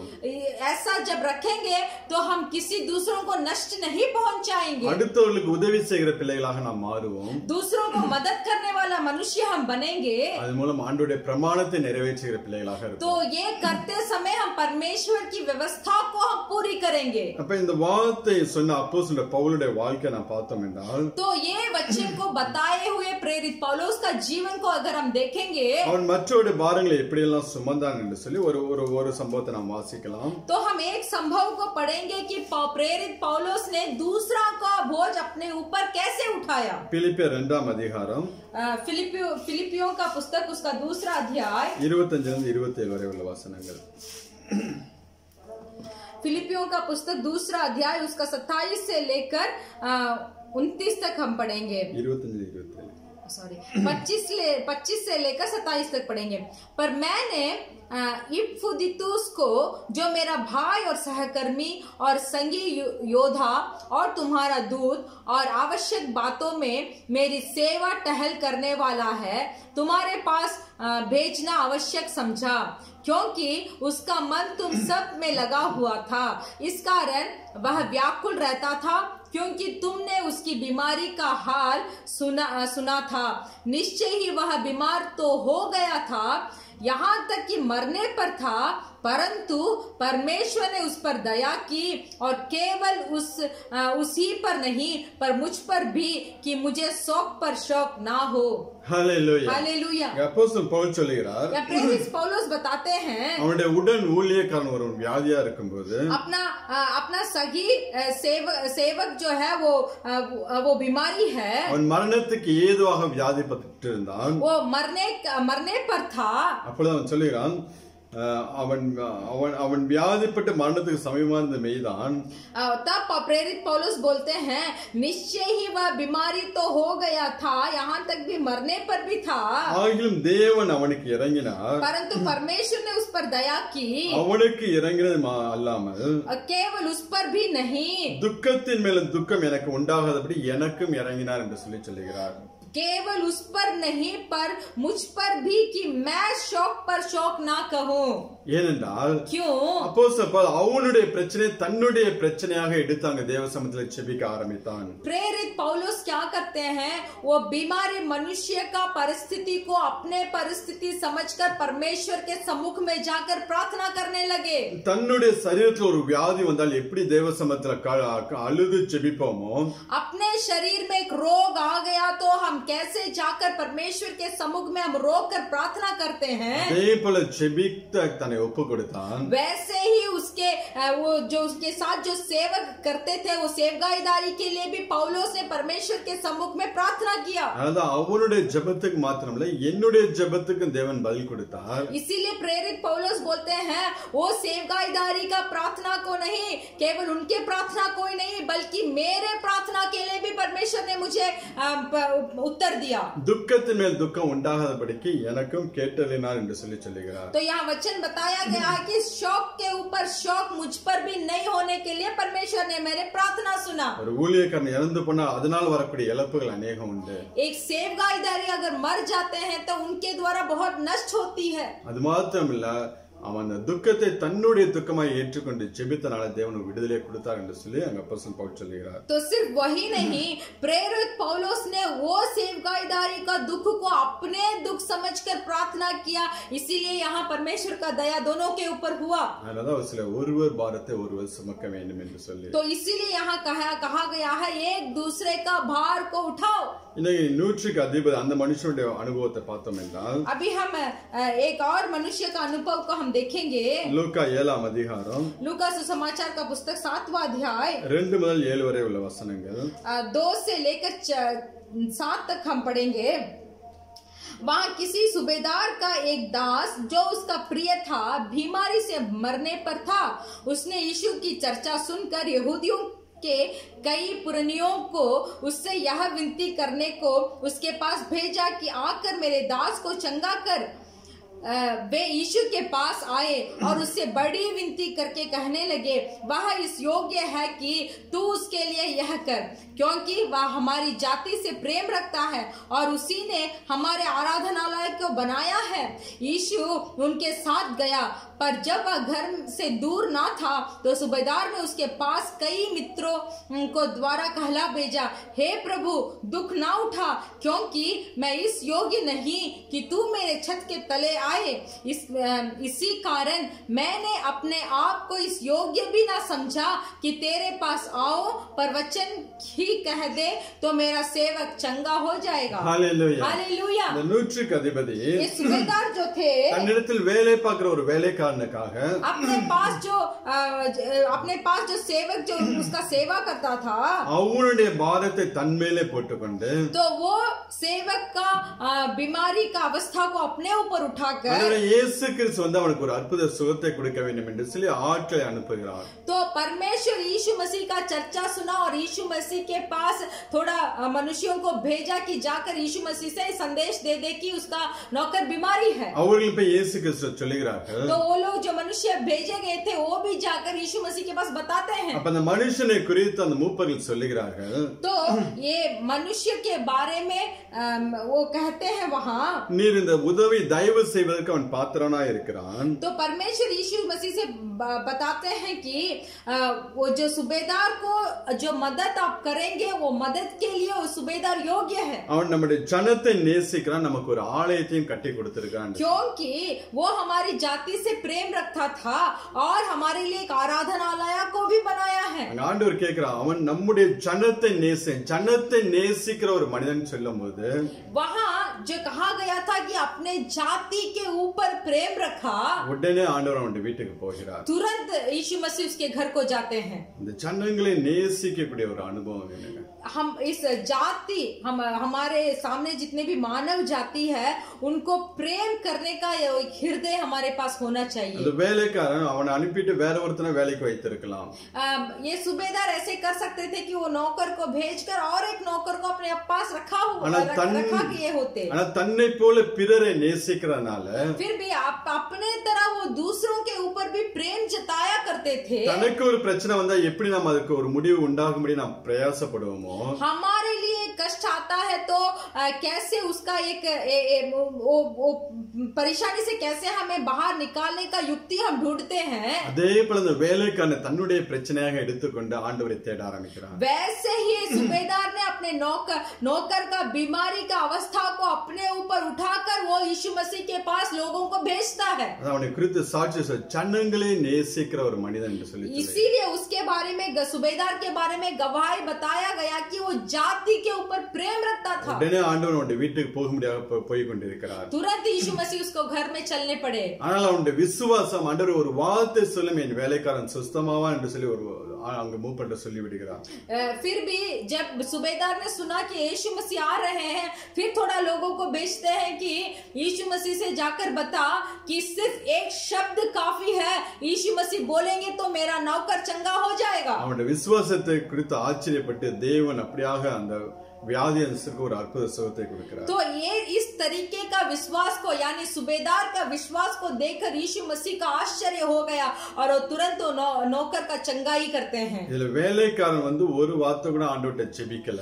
यहाँ जो नौकर जो बीमारी था वो नौकर एक भी शब्द परमेश्वर से प्रार्थना नहीं किया. 100க்கு அதிபதி அவனுக்காக அங்க பாரத்தோடு போய் தேவ சமூகத்தில் நிற்கிறான். फिर भी ये सूबेदार जो थे वो अपने नौकर का चंगाई के लिए परमेश्वर के सम्मुख में जाकर खड़े होते हैं. இன்னும் நாம் வாசிக்கலாம். और भी हम पढ़ेंगे. ஒரு திமிர்வாதக்காரனை 4 பேர்கள் கூட்டி கொண்டு வரார்கள். एक रोगी को 4 जन जो लेके आते हैं. மார்க் 2ஆம் அதிகாரம் मरकुस का पुस्तक उसका दूसरा अध्याय 1 முதல் 5 வரை உள்ள வசனங்கள். 1 से लेकर 5 वचन तक हम पढ़ेंगे. मरकुस का दूसरा अध्याय. कई दिन के बाद वह फिर कफरनहूम में आया और सुना गया कि वह घर में है. फिर इतने लोग इकट्ठा हुए कि द्वार के पास भी जगह नहीं थी और वह उन्हें वचन सुना रहा था. और लोग एक लकवे किए रोगी को 4 मनुष्य से उठवाकर उसके पास ले आए. परंतु जब वे भीड़ के कारण उसके निकट ना पहुंच सके तो उन्होंने उस छत को जिसके नीचे वह था खोल दिया और जब वे उसे उघेड़ चुके तो उस खाट को जिस पर लकवे की रोगी पड़ा था लटका दिया. यीशु ने उनका विश्वास देखकर उस लकवे के रोगी से कहा, हे पुत्र तेरे पाप क्षमा हुआ. Hallelujah hallelujah. इन 11वां वचन और भी इसी अध्याय का 11वां वचन. मैं तुझसे कहता हूँ उठ अपनी काट उठाकर अपने घर चला जा. ஹalleluya. हालेलुया। இங்கே இந்த 4 பேர் ஒரு திமிர்வாதக்காரனை சுமந்து கொண்டு வருகிறார்கள். यहाँ एक 4 लोग जो थे वो एक लकवे के रोगी को लेके आते हैं। வீட்டுக்குள்ள போவதற்கு இடம் கிடையாது. वो घर के अंदर जाने के लिए जगह नहीं था। அவங்க மேற்கூரையை பிரித்து கொண்டு वो छत को खोलकर அதன் மூலம் அவனை கீழே இறக்குகிறார்கள். तो उसके द्वारा वो लकवे के रोगी को नीचे उतारते हैं। அவர்கள் விசுவாசத்தை கண்டு तो वो 4 आदमी का विश्वास को देखकर அவருடைய பிரயாசத்தை கண்டு उनका प्रयास को देखकर அவன் சுமந்து வந்த அந்த 4 பேர் சேர்ந்து ஒரு மனிதனை சுமந்து வந்த காரியங்களை எல்லாம் ஆண்டவர் பார்த்து तो परमेश्वर ये देखते हैं कि ये 4 आदमी वो लकवे का रोगी को उठा कर लेके आ रहे हैं। அங்கே அவனுக்கு ஒரு அற்புத சுகத்தை கொடுக்கிறார். तो तुरंत वहां उस लकवे के रोगी को एक अच्छा आश्चर्य अद्भुत चंगाई देते हैं। இன்னைக்கு தேவன் இதுதான் நம்மளிடத்திலிருந்து எதிர்பார்க்கிறார். तो आज परमेश्वर भी यही कार्य को हमसे भी चाहते हैं। ஒருவர் பாரத்தை ஒருவர் சுமக்க வேண்டும் என்று சொல்லி தேவன் விரும்புகிறார். परमेश्वर ये चाहते हैं कि हम एक दूसरे का भार को उठाए। நீ கொஞ்சம் யோசிச்சு பாருங்க. थोड़ा सोच कर देखिए, நம்ம சர்ச்சுக்கு போகும்போதெல்லாம் जब हम चर्च में जाते हैं எத்தனையோ பேருடைய சாட்சிகளை நாம் கேட்கிறோம். कितना लोगों का गवाही को हम सुनते हैं। எத்தனையோ பேர் நம்மிடம் ஜெபிக்கும்படியாக கேட்டுக்கொள்கிறார்கள். कितने लोग ऐसे हैं कि मेरे लिए प्रार्थना करो बोलकर आपसे बोलते हैं। இன்னும் நம்மளை சுற்றி எவ்வளவோ செய்திகள் நாம் கேட்கிறோம். फिर भी हमारे चारों ओर कितने समाचार को हम सुनते हैं। என்னைக்காவது நம்ம பாரத்தோட போய் ஆண்டவர்கிட்ட ஜெபம் பண்ணிருக்கோமா? क्या कभी बहुत बोझ के साथ, भार के साथ इन कार्यों के लिए हम परमेश्वर के सम्मुख में जाकर प्रार्थना किए हैं? நம்ம இடத்துல வியாதிக்கு என்னுடைய வியாதிக்காக ஜெபம் பண்ணுன்னு சொன்ன நம்மளுடைய அந்த வியாதிக்காக நாம் ஜெபித்தது உண்டா? क्या इस मेरे रोगी के लिए तुम प्रार्थना करो बोलकर कितने मनुष्य हमसे बोले हुए होंगे? क्या हम उनके लिए सब अभी प्रार्थना कर रहे हैं? இந்த 4 பேர் பாருங்க சேர்ந்து ஒரு மனுஷன் சேர்ந்து சுமந்து கொண்டு வருகிறார்கள். तो ये 4 आदमी को देखिए, ये 4 आदमी मिलकर एक लकवे के रोगी को उठाकर लेके आ रहे हैं। நாம் ஜெபத்துல எத்தனை பேர் அப்படி சுமந்து கொண்டு போய் ஆண்டவர்ட்ட விட்டுருக்கோம்? तो हम हमारे प्रार्थना में कितने ऐसे रोगियों को उठाकर हम परमेश्वर के सम्मुख में जाकर रखे हैं हमारे प्रार्थनाओं में? எத்தனை பேருக்கு நாம் பாரத்தோட நாம் அழுது நாம் ஜெபிக்கிற பிள்ளைகளாக இருந்திருக்கோம்? कितने लोगों के लिए हम बोझ उठाकर आंसू बहाकर हम अभी प्रार्थना कर रहे हैं? ஒரு மனிதன் நம்ம இடத்துல வந்து ஜெபிக்க கேட்டுக்கொள்ளும்போது अगर एक मनुष्य आकर मेरे लिए प्रार्थना करो बोलते समय அந்த பிரச்சனையை நம்மளுடைய பிரச்சனையாக எடுத்துக்கொள்ள வேண்டும். तो वो परेशानी को हमारे परेशानी की तरह हमें ले लेना चाहिए। நம்மளுடைய சரீரத்துல ஒரு வியாதி வந்தாலும் अगर हमारे शरीर में एक रोग आ जाएगा तो நம்மள குடும்பத்துல இருக்கிறவங்களுக்கு யாருக்காவது ஒரு வியாதி வந்தாலும் हमारे कुटुंब में कहीं एक परिवार में कोई एक को कुछ रोग आ गया तो நாம் எப்படி நாம் தேவ சமூகத்தில் அழுது ஜெபிப்போமோ हम कैसे परमेश्वर के सम्मुख में आंसू बहाकर जो प्रार्थना हम करते हैं அதே போல மற்றவர்களுக்காக நாம் ஜெபிக்கிற பிள்ளைகளாக மாற வேண்டும். उसी तरह दूसरों के लिए भी हमें प्रार्थना करना चाहिए। மாறும்போது நாம் ஆண்டவருடைய பிரமாணத்தை நிறைவேற்றுகிற பிள்ளைகளாக ऐसे हम बदलते समय, ऐसे दूसरों का भार उठाकर हम प्रार्थना करते समय परमेश्वर की व्यवस्था को हम पूरी करते हैं। ஆண்டவரே இயேசு கிறிஸ்துவை பாருங்க. परमेश्वर यीशु मसीह को देखिए, அவர் சர்வ வல்லவராய் இருந்த போதிலும் वो सर्वशक्तिमान रहकर भी நம்மளுடைய பாவங்களை சுமந்து தீர்க்கும்படியாக हमारे पाप को उठाने के लिए ஒரு எதிர்பார்ப்பும் இல்லாம कोई भी उन्हें कुछ चाहत नहीं था। இந்த பூமிக்கு கடந்து வந்தார். एक चाहत के बिना इस पृथ्वी पर आए, மனுஷ ரூபம் எடுத்தார் என்று சொல்லி வேதம் சொல்லுகிறது. मनुष्य का अवतार लिया बोलकर बाइबल बताता है। எல்லா மனிதனுடைய பாவங்களையும் சாபங்களையும் அந்த கல்வாரி சிலுவையில சுமந்து தீர்த்தார். सारे मानव जाति का पाप और श्राप और अधर्म कामों को उस क्रूस में उन्होंने ले लिया। அவ்வளவு பாடுகள் பட்டார் என்று சொல்லி வேதம் சொல்லுகிறது. तो इतना उन्होंने दुख और कष्ट उठाया बोलकर हमारा पवित्र बाइबल बताता है। நம்முடைய பாவங்கள் எல்லாம் சுமந்து தீர்த்தனாலதான் हम यीशु मसीह ने हमारे सारे पाप को अपने ऊपर उठा लिया இன்னைக்கு था, நாம் இவ்வளவு ஒரு ஆசீர்வாதமா இருக்கிறோம். इसीलिए आज हम आशीर्वाद है। அதே ஒரு இருதயத்தை தான் தேவன் இன்னைக்கு நம்மளிடத்துல இருந்து எதிர்பார்க்கிறார். तो वही यीशु मसीह का जो हृदय जैसा था वही हृदय को आज परमेश्वर हम में चाहते हैं। உன்னை சுற்றி இருக்கக்கூடிய ஜனங்களை तुम्हारे चारों ओर जितना भी लोग है நீ ஜெபத்துல சுமந்து கொண்டு இந்த இடத்துல கொண்டு வர வேண்டும் என்று சொல்லி தேவன் விரும்புகிறார். परमेश्वर चाहते हैं कि तेरे चारों ओर जितने भी लोग हैं उनके लिए प्रार्थना का कटोरा उठाकर मेरे पास आ। அவர்களுக்கு தேவையான நேரங்களில் நீ ஏதாவது பணத்தை கொடுத்து உதவி செய்ய வேண்டும் என்று சொல்லி தேவன் விரும்புகிறார். परमेश्वर ये चाहते हैं कि अगर वो कोई जरूरत में है तो वो जरूरतों को पैसा देकर पूरा करना है तो पूरा कर। இன்னைக்கு நிறைய பேர் சில பேர்லாம் பார்த்தோம் என்றால் आज कुछ लोगों को देखेंगे तो பேசவே மாட்டாங்க. बात भी नहीं करेंगे, பேசுற ஏதாவது நம்மகிட்ட உதவி கேட்டுருவாங்களா என்று சொல்லி யார்கிட்டயுமே பேச மாட்டாங்க. इनसे बात करेंगे तो कुछ हमारे से मदद पूछेगा बोलकर बात भी नहीं करेंगे. சபைக்கு வருவாங்க, ஆராதிப்பாங்க, போயிட்டே இருப்பாங்க. कलीसिया में आएंगे, आराधना करेंगे, फिर चले जाएंगे. யாருக்கு பிரயோஜனம் சொல்லுங்க? तो इसके लिए किसका प्रयोजन है? நாம் தேவ பிள்ளைகளாகிய நாம் परमेश्वर के लोगों हम जो है மற்றவருடைய பாரத்தை நாம் சுமக்கிற பிள்ளைகளாக இருக்க வேண்டும். दूसरों का बोझ कर हमारे ऊपर उठा लेना चाहिए. நம்மிடத்தில் ஜெபிக்க கேட்கிற ஒவ்வொரு பிள்ளைகளுக்காக நாம் தேவ சமூகத்தில் போய் கண்ணீரோடு ஜெபிக்க வேண்டும். हमारे पास जो भी आकर मेरे लिए प्रार्थना करो ऐसे पूछेंगे तो उनके लिए परमेश्वर के सम्मुख में आंसू बहाकर हमें प्रार्थना करना चाहिए. நீ அந்த ஒரு பாரம் இல்லாம போய் ஜெபிச்சீங்கன்னா அது வேஸ்ட். अगर आप जाकर एक बोझ के बिना जाकर आप प्रार्थना करेंगे तो वो प्रार्थना व्यर्थ है.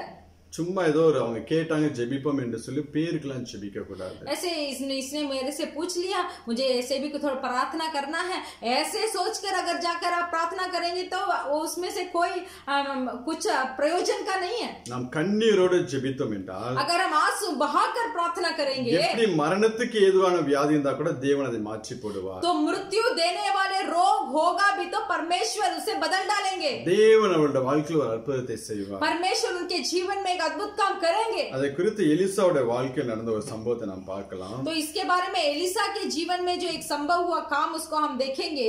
சுனேமியாங்கிற ஒரு சகோதரி வாழ்க்கையில எங்க அற்புதத்தை செய்கிறார். एक बहन का जीवन में एक अद्भुत काम करते हैं. எடுத்துக்கலாம் 2 ராஜாக்கள் 4ஆம் அதிகாரம். हम निकालेंगे दूसरा राजाओं का पुस्तक उसका 8वां अध्याय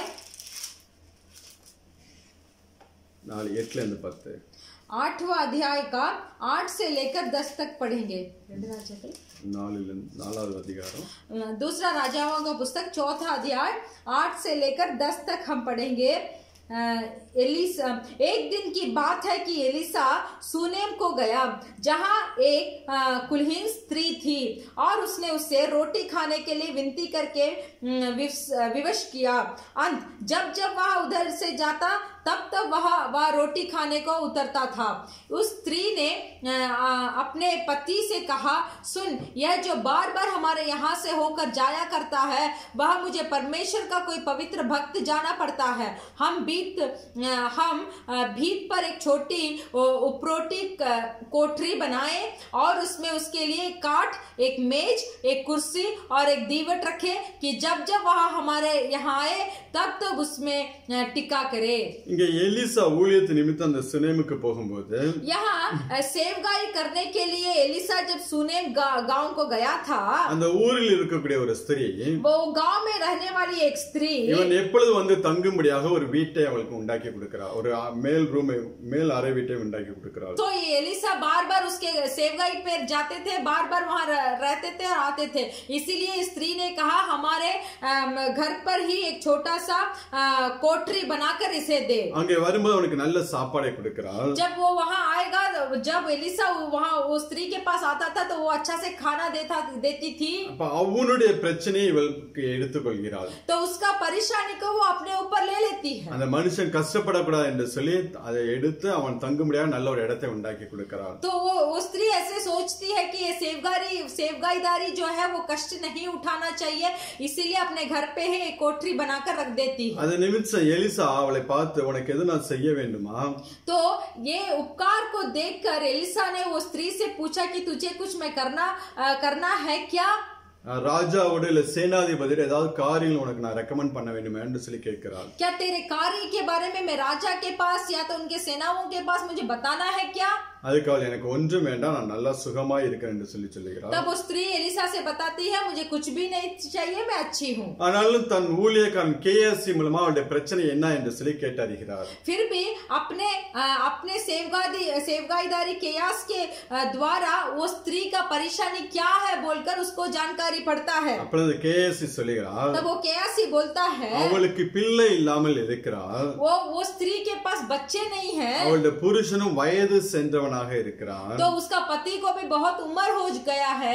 சொல்லும்போது அவளை கூப்பிடு என்று சொல்லி அவங்க கூப்பிடுகிறான். तो ऐसे केयासी ने एलिसा के पास बताते समय उस स्त्री को मेरे पास बुला बोलकर बताते हैं. வாசிக்கலாம் 15-16 वचन. हम पढ़ेंगे वही अध्याय का 15 और 16. उसने कहा उसको बुला ले, और जब उसने उसे बुलाया तब वह द्वार में खड़ी हुई.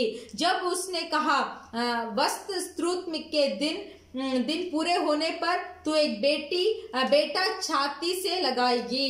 स्त्री ने कहा, हे मेरे प्रभु, हे परमेश्वर के भक्त, ऐसा नहीं, अपनी दासी को धोखा ना दे। स्त्री को गर्भ रहा और वसंत ऋतु का जो समय एलिसा ने उसे कहा था, उसी समय जब दिन पूरे हुए तब उसके पुत्र उत्पन्न हुआ। அடுத்த வசனம் 17 படிச்சீங்களா? இப்ப அங்க அந்த எலிசாட்ட வந்து சொல்லும்போது, जब एलिसा के पास वो गेहजी आकर जब कहता है, உனக்கு ஒரு குழந்தை பிறக்கும் என்று சொல்லுகிறார். तब एलिसा ने उस स्त्री को देखकर कहा, तू एक बेटा को जन्माएगी। அதன்படி அந்த பிள்ளையை பெற்றெடுக்கிறார். उसके द्वारा एक बेटा को उसने उत्पन्न किया। இதான் ஒருவர் பாரத்தை ஒருவர் சுமக்கும் போது, इसीलिए अगर एक का बोझ को अगर एक उठाता है, அங்க தேவன் அவளை ஆசீர்வதிக்கிறவராக இருக்கிறார். वहाँ परमेश्वर उन्हें आशीष करते हैं। அவளுடைய புருஷன் வயது சென்றவனா இருந்த போதிலும், उसका पति जो था उसको उम्र तो हो गया था, அங்க அந்த கற்பத்தை கர்த்தர் ஆசீர்வதிக்கிறார். फिर भी उस स्त्री का गर्भ को परमेश्वर ने आशीष किया। அங்க எலிசாவுடைய பிரச்சனை தங்குவதற்கு இடம் கிடையாது, சாப்பாடு கிடையாது, அதை அவள் ஏற்றுக்கொள்கிறாள். वहाँ एलिसा का एक समस्या था कि वो गांव में जब वो सेवकाई के लिए जाता है और रहने के लिए घर नहीं था, खाने के लिए खाना नहीं था, तो वो एलिसा का परेशानी को अपने परेशानी समझकर एलिसा को उन्होंने घर दिया और खाना दिया वो स्त्री। அப்ப இந்த பெண்ணோட பிரச்சனை என்ன என்று சொல்லி எலிசா அதை வந்து தன் மேலே போட்டுக்கொண்டு அவளுக்காக ஜெபிக்கிறார். तो फिर क्या हुआ, स्त्री का परेशानी क्या है बोलकर गेहजी के द्वारा जानकारी हुआ, वो अपने परेशानी समझकर परमेश्वर से एलिसा प्रार्थना करने लगे। அங்க அதன் நிமித்தம் அந்த குழந்தை ஆசீர்வதிக்கப்படுகிறது. तो उसके निमित्त यहाँ क्या हुआ, वो स्त्री एक बेटा जन्माकर वो आशीष प्राप्ति की। ஆனால் இப்ப நாம் பார்த்தோம் என்றால் 20வது வசனத்துல வாசிக்கலாம், அந்த குழந்தை மரித்து போகிறது. तो यहाँ हम देखेंगे 20वां अध्याय में वो बेटा मर गया था। वह उसे उठाकर उसकी माता के पास ले गया, फिर वह दोपहर तक उसके घुटनों पर बैठा रहा, तब मर गया। அந்த குழந்தை மரித்து போகிறது. वो बेटा जो था वो मर गया था। அந்த குழந்தையை கொண்டு போய் எலிசா தங்கக்கூடிய ரூம்ல அந்த பெட்ல படுக்க போட்டுட்டு, तो स्त्री ने अपने बेटे को उठाकर एलिसा के घर में जहाँ वो सोता था वो बिस्तर में डाल दिया। தன் புருஷனத்துல ஒரு ஆளை போய் எனக்கு வண்டி சீக்கிரமா ஆயத்தப்படுத்த, நான் எலிசா தீர்க்கதரிசியை பார்க்க வேண்டும் என்று சொல்லி, तो जब वो स्त्री ने अपने पति के पास बोला कि मेरे लिए एक गाड़ी का इंतजाम करो, मैं जल्दी जाकर वो भविष्य तक एलिसा को मुझे देखना है। அப்ப அவளுடைய புருஷன் கேட்கிறான், இது அமாவாசையும் கிடையாது, ஓய்வு நாளும் கிடையாது, ஏன் நீ தீர்க்கதரிசியை பார்க்க வேண்டும் என்று சொல்லி, तो अपने वो पति ने स्त्री से देखकर पूछा कि ये अमावास भी नहीं है, नहीं तो शापत का दिन भी नहीं है, तुम कहाँ जा रही हो? இல்ல நான் பார்க்க வேண்டும் என்று சொல்லி அவள் கிளம்பி போகிறாள். तो वो मुझे एलिसा को देखना है बोलकर वो जा रही है। அந்த குழந்தை மரித்து போகுது என்று சொல்லி தன் புருஷன் கூட அவள் சொல்லவில்லை. तो उसका बेटा मर गया बोलकर अपना पति के पास भी वो स्त्री नहीं बताई। அந்த பாரத்தை சுமக்கக்கூடிய அந்த எலிசா தீர்க்கதரிசி சொல்லும்படியாக எழுந்து ஓடுகிறாள். तो ये भोज को जो उठा सकता था एलिसा, उसके पास ये स्त्री दौड़ी। நாம் ஒவ்வொரு பிள்ளைகளும் இப்படியாய் மாற வேண்டும். तो हम हर एक मनुष्य इसी तरह में बदलना चाहिए। நாம் இருக்கிற இடங்களிலே जो स्थान पे हम रहते हैं, ஜனங்கள் நம்மளை தேடி ஓடி வர வேண்டும். मनुष्य हमें ढूंढ कर दौड़ कर आना है, அவர்களுக்காக ஜெபிக்கும்படியாக, उनके लिए प्रार्थना करने के लिए, அவருடைய பாரங்களை நம்ம மேல இறக்கி வைக்கும்படியாக, उनके बोझ को हमारे ऊपर हम ले लेने के लिए, நம்மை தேடி வரும்படியாக நம்முடைய வாழ்க்கை அந்த நாட்களில் மாற வேண்டும். तो वैसे लोग का बोझ को उठाने वाले मनुष्य इन दिनों में हमें बनना चाहिए। நீங்க அப்படி ஜெபிக்கிற பிள்ளைகளாய் மாறினீர்கள் என்றால், अगर इस तरीके से प्रार्थना करने वाले आप होंगे तो அநேகர் உங்களை தேடி வருவார்கள். तो बहुत लोग आपको ढूंढ कर आएंगे। இப்ப பாருங்களேன், தன் கணவன்கிட்ட கூட அந்த காரியத்தை சொல்லவில்லை. यहाँ देखिए ना, वो स्त्री अपने पति के पास भी नहीं बताई कि उसका बेटा मर गया। வேகமா எலிசாட்ட போகிறாள். बहुत शीघ्र से एलिसा के पास जाती है, நேரா போய் எலிசா கால்ல விழுகிறாள். सीधा जाकर एलिसा के पांव में गिर गई। உடனே கேஸ் வந்து தூக்க வருகிறான். अब वह क्या कहता है, गेहजी आता है और उसको उठाता है। அப்பொழுது சொல்ல, இல்ல நீ அவளை தூக்க வேண்டாம், அவளுடைய ஆத்மா வேதனையாக இருக்குது என்று சொல்லி அவன் சொல்லுகிறான். तो जब गेहजी उसे वो स्त्री को उठाने के लिए आता है, तब एलिसा बोलता है उसको मत उठा, उसका आत्मा बहुत व्याकुल है, அவளுடைய ஆத்மா துக்கமாய் இருக்கிறது என்று சொல்லி, उसका मन व्याकुल है बोलता है। கர்த்தர் அதை எனக்கு அறியாமல் மறைத்து வைத்தார் என்று சொல்லி சொல்லுகிறார். तो एलिसा बोलते हैं परमेश्वर ने इसे मुझसे छिपा कर रखा। அப்பொழுது எழுந்து சொல்ல, என்னுடைய குழந்தை மரித்து போய்விட்டது என்று சொல்லும்போது, तब वो स्त्री उठकर बोलती है कि मेरा बेटा मर गया। உடனே எலிசா என்ன பண்ணுகிறார்? तुरंत एलिसा क्या करते हैं? தன் ஊழியக்காரன் கேயாசிட்ட अपने सेवकाईदारी के गेहजी के पास தன் கையில் இருக்கக்கூடிய தடியை கொடுத்து இதை கொண்டு போய் பிள்ளையின் மேல வை அப்படின்னு சொல்லுகிறார். तो अपने हाथ में जो लकड़ी था उसको लकड़ी को देकर ये जाकर उस बेटे के ऊपर रख बोलते हैं. அதாவது சொல்லுகிறார், நீ கண்டிப்பாக வர வேண்டும் என்று. तब वो स्त्री बताती है कि नहीं, आपको जरूर आना है. வாசிக்கலாம் 29 வசனத்திலிருந்து 31 வரை. हम पढ़ेंगे 29 से लेकर 31 तक हम पढ़ेंगे. तब एलिसा ने गेहजी से कहा, अपनी कमर बांध और मेरी छड़ी हाथ में लेकर चला जा. मार्ग में यदि कोई तुझे मिले तो उसका कुशल ना पूछना, और कोई तेरा कुशल पूछे तो उसको उत्तर ना देना. और मेरी यह छड़ी उस लड़के के मुंह पर रख देना. तब लड़के की माँ ने एलिशा से कहा, यहोवा के और तेरे जीवन के शपथ मैं तुझसे ना छोड़ूंगी. इसीलिए वह उठकर उसके पीछे पीछे चला. उनसे पहले पहुंचकर गेहजी ने छड़ी को उस लड़के के मुंह पर रखा, परंतु कोई शब्द ना सुना पड़ा और ना उनमें कोई हरकत हुई. तब वह एलिसा से मिलने को लौट आया और उसको बतला दिया, लड़का नहीं जागा. जब एलिसा घर में आया तब क्या देखा कि लड़का मरा हुआ उसकी काट पर पड़ा है. तब उसने अकेले भीतर जाकर द्वार बंद किया और यहोवा से प्रार्थना की. तब वह चढ़कर उसके पर इस रीति से लेट गया कि अपना मुंह उसके मुंह से और अपनी आंखें उसकी आंखें से और अपने हाथ उसके हाथ से मिला दिया और वह लड़के पर पसर गया. तब लड़के की देह गर्म होने लगी. तब वह उसे छोड़कर घर में इधर उधर टहलने लगा और फिर चढ़कर लड़के पर पसर गया. तब लड़के ने 7 बार छींका और अपनी आंखें खोली. तब एलिसा ने गेहजी को बुलाकर कहा, सुनेमिन को बुला ले. जब उसके बुलाने से वह उसके पास आई तब उसने कहा, अपने बेटे को उठा ले. वह भीतर गई और उसके पांवों पर घिर भूमि तक झुककर दंडवत किया, फिर अपने बेटे को उठाकर निकल गई. இந்த சம்பவத்துல நாம் பார்த்தோம் என்றால், ये संभव में हम देखते हैं பாரத்தோடு ஜெபிக்கிற மனுஷனுக்கும் एक भार उठाकर प्रार्थना करने वाला एक मनुष्य, பாரம் இல்லாமல் ஜெபிக்கிறவனுக்கு வித்தியாசத்தை பார்க்க முடியும்.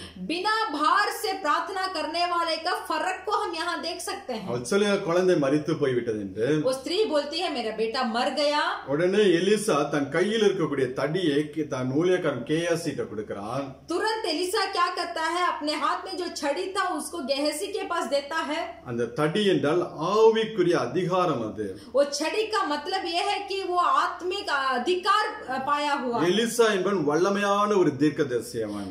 एलिसा कौन है? एक सामर्थ भरा हुआ सेवकाईदारी है. அவன் தான் இருக்கிற இடத்துல உட்கார்ந்து இருக்கிற இடத்துல இருந்து वो जहां वो बैठा था वहां से எதிரி நாட்டு ராஜாக்கள், जो उसके विरोधी राजा जो थे, தங்களுடைய சீக்ரெட் ரூம்ல என்ன பிளான் பண்றாங்களோ அதை சொல்லக்கூடிய வல்லமை உள்ளவன்.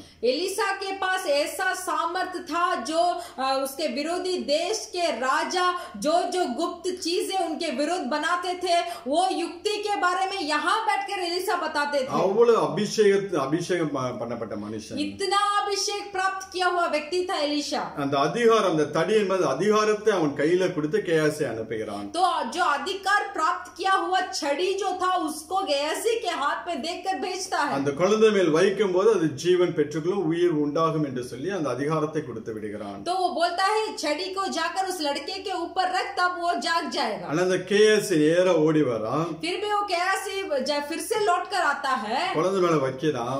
कैसी वहां जाता है, छड़ी को लड़के के ऊपर रखता है.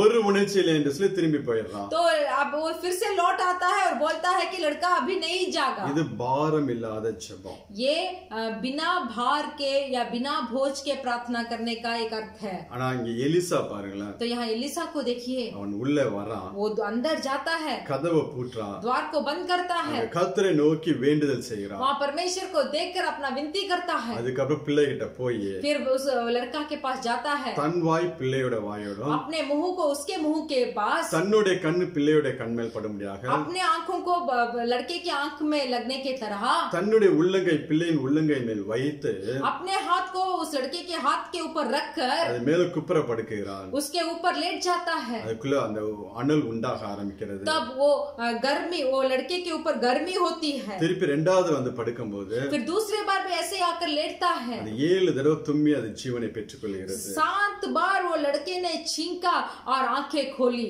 இதுதான் பாரம் உள்ள ஜெபம். यही है एक भार उठाकर या बोझ उठाकर प्रार्थना करने का अर्थ है. அங்க தேவ சமூகத்துல போய் முதலாவது ஜெபிக்கிறான். पहले परमेश्वर के सम्मुख में जाकर वो प्रार्थना करता है. தன்னுடைய பிரச்சனையாக தன் மேலே போட்டுக் கொள்கிறான். तो ये परेशानी को वो अपना परेशानी समझकर अपने ऊपर ले लेता है.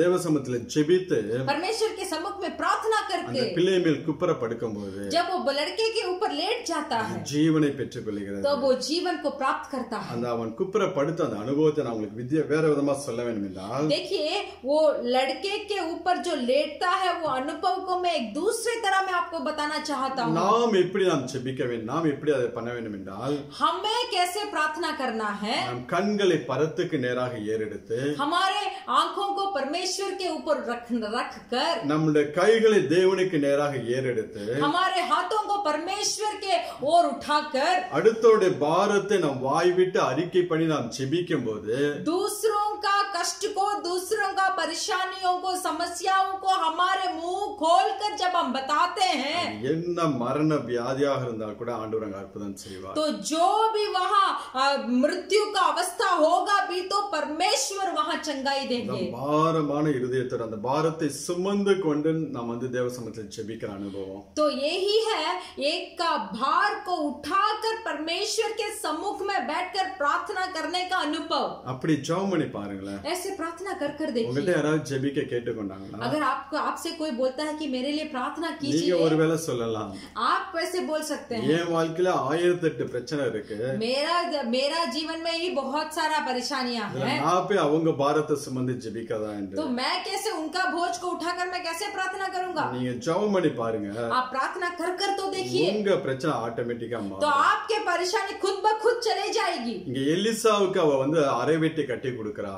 यहाँ एलिसा को अपने घर में एक कोठरी बनाकर देती है. அவனை கூப்பிட்டு அவளை ஆசீர்வதிக்கிறான் எலிசா. तो तब एलिसा ने उसको बुलाकर उस स्त्री को आशीष किया. நாம் அடுத்தவங்கள பாரத்தை சுமக்கும் போது जब हम एक दूसरों का बोझ कर हमारे ऊपर जब उठा लेते हैं கேட்காமலே தேவன் நம்மளுடைய காரியங்கள் எல்லாம் மாற்றி போடுவார், ஆசீர்வதிப்பார். तो हम बिना पूछे ही परमेश्वर हमारे सारे समस्या को खत्म करेंगे. அந்த பாரத்தோட தேவ சமூகத்துல போய் ஜெபிக்கணும், அதுதான் தேவன் எதிர்பார்க்கிறார். परमेश्वर क्या चाहते हैं, एक भारी मन से बोझ उठाकर जाकर परमेश्वर के सम्मुख में हमें प्रार्थना करना है. கண்ணீரோடு ஜெபிக்கும் போது जब हम आंसू बहा बहा कर हम प्रार्थना करेंगे ஆசீர்வாதத்தை கம்பீரத்தோடு நாம் பெற்றுக்கொள்ள முடியும். तब उस आशीर्वाद को एक गर्व के साथ हम प्राप्त कर सकते हैं. நீங்க எல்லாம் எப்படி இருக்கீங்க? आज आप कैसे हैं, உங்க ஜெபம் எப்படி இருக்கு? आपका प्रार्थना कैसा है. நம்ம எவ்வளவு பேர் நம்மள்ட்ட ஜெபிக்க கேட்டுக்கொள்றாங்க, कितना मनुष्य है, कितना लोग है जो हमारे पास मेरे लिए प्रार्थना करो बोलकर पूछते हैं. அப்படி அழுது ஜெபிக்கிற அனுபவம் உண்டா? क्या उनके लिए आंसू बहाकर रोने का अनुभव आपके पास है.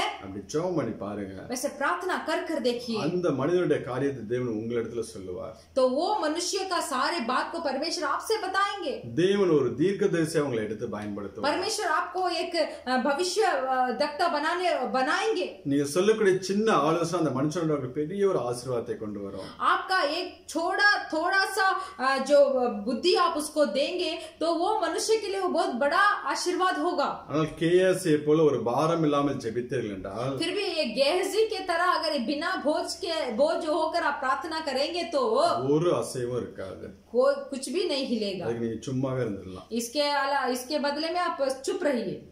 அதனால ஒருவர் பாரத்தை ஒரு சுமப்பு அந்த நாட்களில் इसीलिए इन दिनों में एक दूसरे का भार को हम उठाएंगे. கர்த்தர் நம்மளை ஆசீர்வதிப்பார். परमेश्वर हमको आशीष करेंगे. அடுத்த ஒரு காரியம், दूसरा एक काम, நம்ம ஆபிரகாமோட வாழ்க்கையில ஆபிரகாம் லோத்தோட சம்பவம் நமக்கு நன்றாக தெரியும். अब्राहम और लोत के संभव के बारे में हम अच्छा से मालूम है. அதுல ஒரே ஒரு சின்ன காரியத்தை சொல்லிவிட்டு நான் அடுத்த பகுதியை கடந்து போறேன். उसमें एक छोटा सा बात बताकर हम दूसरे भाग में जाएंगे. அது 18 வாசிக்கலாம். हम उत्पत्ति का पुस्तक का 18 और उसका 18 वचन को हम पढ़ेंगे. अब्राहम से तो निश्चय एक बड़ी और सामर्थ जाति उपजेगी और पृथ्वी की सारी जातियां उसके द्वारा आशीष पाएंगी। அடுத்த வசனம், क्योंकि मैं जानता हूं कि वह अपने पुत्रों और परिवारों को जो उसके पीछे रह जाएंगे आज्ञा देगा कि वे यहोवा के मार्ग में अटल बने रहे और धर्मी और न्याय करते रहे, ताकि जो कुछ यहोवा ने अब्राहम के विषय में कहा है उसे पूरा करे। நான் செய்ய போகிறதை ஆபிரகாமுக்கு மறைப்பேனா என்று சொல்லி அங்க ஆண்டவர் கேட்கிறார். यहोवा यहाँ पूछते हैं कि जो मैं अब्राहम के लिए करना चाहता हूँ मैं क्या उसको छिपा कर रखूंगा? ஆபிரகாம் மத்தியான வேளையில வீட்டு வாசப்படில உட்கார்ந்து இருக்கிறார். अब्राहम दोपहर पे समय में अपने घर के सामने बैठे हैं। 3 புருஷர்கள் வருகிறார்கள். वहाँ 3 पुरुष आते हैं। அவர்களுக்கு விருந்து கொடுக்கிறார். तो वहाँ उनके लिए वो भोजन देता है। அவர்கள் கடந்து போகும்போது जब वो जाने के समय में அங்கே அவர்கள் கடந்து போகும்போது அங்க அந்த தூதனானவர் சொல்லுகிறார், वो जाते समय वो 3 दूत में एक दूत बताते हैं, நான் சோதோம் குமாராவுக்கு விரோதமாய் செய்யப்படுற ஆபிரகாமுக்கு எப்படி மறைப்பேன் அவனுக்கு சொல்ல வேண்டும் என்று சொல்லி வந்து திருப்பி சொல்லுகிறார். तो 3 दूत में एक दूत वापस आकर कहते हैं कि हम जो सोदोम और गोमोरा के लिए करने जा रहे हैं उसको हम कैसे अब्राहम से छिपा कर रखेंगे? இந்த சோதோம் குமாரால தான் இங்க ஆபிரகாமுடைய பையன் என்று சொல்லப்படியாக அந்த லோத் வந்து அங்க வாழ்ந்து கொண்டிருக்கிறார். ये सोदोम और गोबर में ही अब्राहम का पुत्र जो लोत है वो जीता है। वो ஆபிரகாமை விட்டு பிரிந்து போன மனுஷன் वो अब्राहम से छूटकर थोड़ा अलग हो गए थे। இங்க தூதனானவர் சொல்லுகிறார், यहाँ एक दूत बताते हैं அந்த பட்டணத்திலே பாவம் அதிகமாகி விட்டது, वो सोदोम और गोमर के नगर में पाप बहुत बढ़ गया है, அழிக்க போய் என்று சொல்லுகிறார். तो मैं और हम लोग उसको नष्ट करने जा रहे हैं। சொல்லிவிட்டு அவர்கள் கடந்து போய்விட்டார்கள். ऐसे बोलकर वो वापस चले गए। ஆனாலும் ஆபிரகாம் பின்னும் அங்க நின்று அவர்களுக்காக ஜெபிக்கிறவனாக இருக்கிறார். तो फिर भी अब्राहम क्या करते हैं, वहीं रहकर वो उनके लिए वो प्रार्थना करते हैं। நம்மள வந்து என்ன சொல்லிருப்போம், हम रहेंगे तो क्या बोले होंगे, நம்மளை விட்டு அவன் உலகத்தை நோக்கி போனவன், ये लोथ जो थे हमें छोड़कर वो संसारिक चीजें के लिए वो चला गया, ஆசீர்வாதத்தை நோக்கி போன மனுஷன் वो आशीर्वाद को देखकर वो हमें छोड़कर चले गया। தேவனே உம்முடைய சித்தம் போல் செய்யும் என்று சொல்லி அனுப்பிச்சார். तो परमेश्वर आपका सिद्ध उस पे जो है उसको कीजिए। ஆனால் இங்க ஆபிரகாம் பின்னும் தேவ சமூகத்துல நின்னு फिर भी अब्राहम ने क्या किया, वो परमेश्वर के सम्मुख में खड़ा होकर அந்த லோத்தோட பிரச்சனை தன் மேல போட்டுக்கொண்டு वो लोत का जो परेशानियां थी उसको अपने ऊपर उठाकर பரிந்து பேசி ஜெபித்துக் கொண்டிருக்கிறார். तो वो लोत के लिए बात कर वो प्रार्थना करने लगा। அது நிமித்தம் அந்த லோத்தும் குடும்பமும் காப்பாற்றப்படுகிறது. तो उसका निमित्त लोत और उसके परिवार बचा ले गए। இந்த கிறிஸ்தவ வாழ்க்கையிலும் इस ईसाई के जीवन में சில நேரங்களிலே कुछ समयों में தேவன் சில மனிதனுடைய காரியத்தை நமக்கு வெளிப்படுத்துவார். परमेश्वर कुछ मनुष्यों के कार्य के बारे में हमें प्रकट करेंगे, சொப்பனங்கள் மூலம் தரிசனங்கள் மூலம் स्वप्न के द्वारा नहीं तो दर्शन के द्वारा, இல்ல வேற யாராவது மூலமாக நமக்கு காரியங்களை வெளிப்படுத்துவார். नहीं तो और कोई मनुष्य के द्वारा वो काम को हमें बताएंगे, அவங்களுடைய பாவங்களை குறித்து வெளிப்படுத்துவார், उनके पाप के बारे में हमें प्रकट करेंगे, அவங்க வாழ்க்கையில இருக்கிற நியாய தீர்ப்பை குறித்து வெளிப்படுத்துவார். उनके जीवन में जो न्याय रखा गया है उसके बारे में प्रकट करेंगे। அதை கேட்டு நாம் उसे सुनकर முதலாவது அதற்காக நாம் ஜெபிக்கிற பிள்ளைகளாய் மாற வேண்டும். पहले उसके लिए हमें प्रार्थना करने वाला होना चाहिए। தேவன் நம்மளிடத்தில் வெளிப்படுத்த நோக்கம் என்னவென்றால் அவர்களுக்காக நீ ஜெபிக்க வேண்டும் என்று சொல்லி. परमेश्वर गुप्त बातों को उनके बारे में क्यों हमसे प्रकट करते हैं, क्योंकि हम उनके लिए प्रार्थना करने के लिए। அந்த காரியங்களை குறித்து வேற யார்கிட்ட நாம் டிஸ்கஸ் பண்ணக்கூடாது. वो काम के बारे में और किसी के पास हमें नहीं बोलना चाहिए। இன்னொன்னு, और एक அந்த மனிதனை கரெக்ட் பண்ண முடியாத நாம் பிரயாசப்படக்கூடாது. फिर हम प्रार्थना करना चाहिए। दूसरा, उसे ठीक करने के लिए हमें कुछ प्रयास नहीं उठाना முதலாவது चाहिए। ஜெபிக்க வேண்டும். पहला काम हमें प्रार्थना करना चाहिए। நாம் ஜெபிக்கும் போது அந்த மனுஷனுடைய வாழ்க்கையில ஒரு மாறுதல் உண்டாகும். அதை விட்டு வெளியில வருவதை நாம் பார்க்க முடியும். जब हम प्रार्थना करेंगे तब वो मनुष्य को हम देख पाएंगे जिसके लिए हम प्रार्थना करते थे, वो काम को छोड़कर वो बाहर आएगा। நாம் அந்த ஜெபிக்காம போய் அவர்களை கரெக்ட் பண்ண போனோம் என்றால் அது ராங் நெகட்டிவாய் போய்விடும். अगर हम बिना प्रार्थना के जाकर उसको ठीक करने में तुले लगे तो वो गलत में खत्म होगा। ஜெபத்தோ நாம் ஜெபிக்க ஆரம்பிக்கும் போது इसलिए जब हम प्रार्थना करेंगे, அந்த வாழ்க்கையில் மாற்றம் வரும்போது जब उसके उनके जीवन में एक बदलाव आएगा, நாம் போய் ஆலோசனை கொடுக்கும்போது அது உங்களோட வாழ்க்கையில பெரிய ஒரு ஆசீர்வாதத்தை கொண்டு வரும். फिर उसके बाद जाकर जब वो लोग को अगर आप बुद्धि बताएंगे तब वो एक बहुत बड़ा आशीर्वाद होगा. அப்ப எந்த மனிதரை குறித்தாவது तो कोई मनुष्य के बारे में யாருக்கும் தெரியாத காரியம் உங்களுக்கு தெரிய வரும்போது, अगर किसी को मालूम नहीं वो काम आपको अगर पता चलेगा वो मनुष्य के बारे में, மற்றவர்கள்ட்ட நீங்க சொல்லாம वो दूसरों के पास जाकर मत बताइए. அதற்காக பாரத்தோட தேவ சமூகத்துல ஜெபிக்க வேண்டும். तो वो कार्य के बारे में बोझ उठाकर परमेश्वर के सम्मुख में जाकर प्रार्थना कीजिए. அப்ப அவங்களோட வாழ்க்கையில ஒரு ஆசீர்வாதத்தை பார்க்க முடியும். तब उनके जीवन में एक आशीर्वाद को आप देख पाएंगे. தேவன் வெளிப்படுத்துற நோக்கமே நாம் ஜெபிக்க வேண்டும் என்பதாக. परमेश्वर क्यों वो गुप्त बात को हमें प्रकट किए? क्योंकि हमें प्रार्थना करने के लिए. நாம் அப்படியாப்பட்ட பிள்ளைகளா இந்த நாட்களில் மாற வேண்டும். तो इन दिनों में उस तरीके के लोग हमें बनना चाहिए. இன்னும் கலாத்தியர் 6ஆம் அதிகாரத்தை எடுத்துக்கொள்வோம். और भी गलातियों का पुस्तक का 6वां अध्याय को हम लेंगे. 9-10 वचनங்களை நாம் வாசிக்கலாம். वहाँ 9 और 10 को हम पढ़ेंगे. हम भले काम करने से साहस ना छोड़े, क्योंकि यदि हम ढीले ना हो तो ठीक समय पर कटनी काटेंगे. हालेलुया. हालेलुया. நன்மை செய்கிறது சோர்ந்து போகாமல் இருப்போமாக. हम भले काम करने से साहस ना छोड़े, நாம் தளர்ந்து போகாமல் क्योंकि यदि हम ढीले ना हो இருந்தால் तो ஏற்ற காலத்தில் அறுப்போம் என்று சொல்லுகிறார். ठीक समय पर कटनी काटेंगे. யாருக்காவது நம்மளுடைய பண உதவி தேவைப்பட்டால், अगर किसी को हमारा पैसा का जरूरत होगा तो, இல்ல நம்முடைய சரீரத்துல சில உதவி அவங்களுக்கு தேவைப்பட்டால், नहीं तो हम ऐसे ही उन्हें कुछ मदद कर पा सकते हैं तो அதை செய்கிற பிள்ளைகளாக இருக்க வேண்டும். तो तुरंत हमें उसे करना चाहिए. அப்படி செய்யும்போது तो वैसे करते समय ஏற்ற காலத்துல அந்த ஆசீர்வாதத்தை நாம் பெற்றுக்கொள்வோம். तो सही समय पर वो कटनी को हम काटेंगे. ஏன் நாம் ஆசீர்வதிக்கப்படுகிறோம் என்றால், क्यों हम आशीर्वाद प्राप्त किए हैं? இப்படி நீ செய்ய வேண்டும் என்று சொல்கிறது ஆண்டவராய் இயேசு கிறிஸ்து. तो ऐसा तू करना है बोलकर हमें बोलने वाले ही परमेश्वर ही है. அவருடைய வார்த்தைக்கு நாம் கீழ்ப்படியும் போது, जब परमेश्वर के बात को हम आज्ञा मानते हैं அவருடைய இருதயம் சந்தோஷமாகும். तो परमेश्वर का हृदय बहुत खुश हो जाता है. என் பிள்ளை நான் சொல்றதெல்லாம் கேட்கறான். मेरे बेटी जो है वो जो मेरा लोग जो है जो मैं बोलता हूँ उसको सुनते हैं.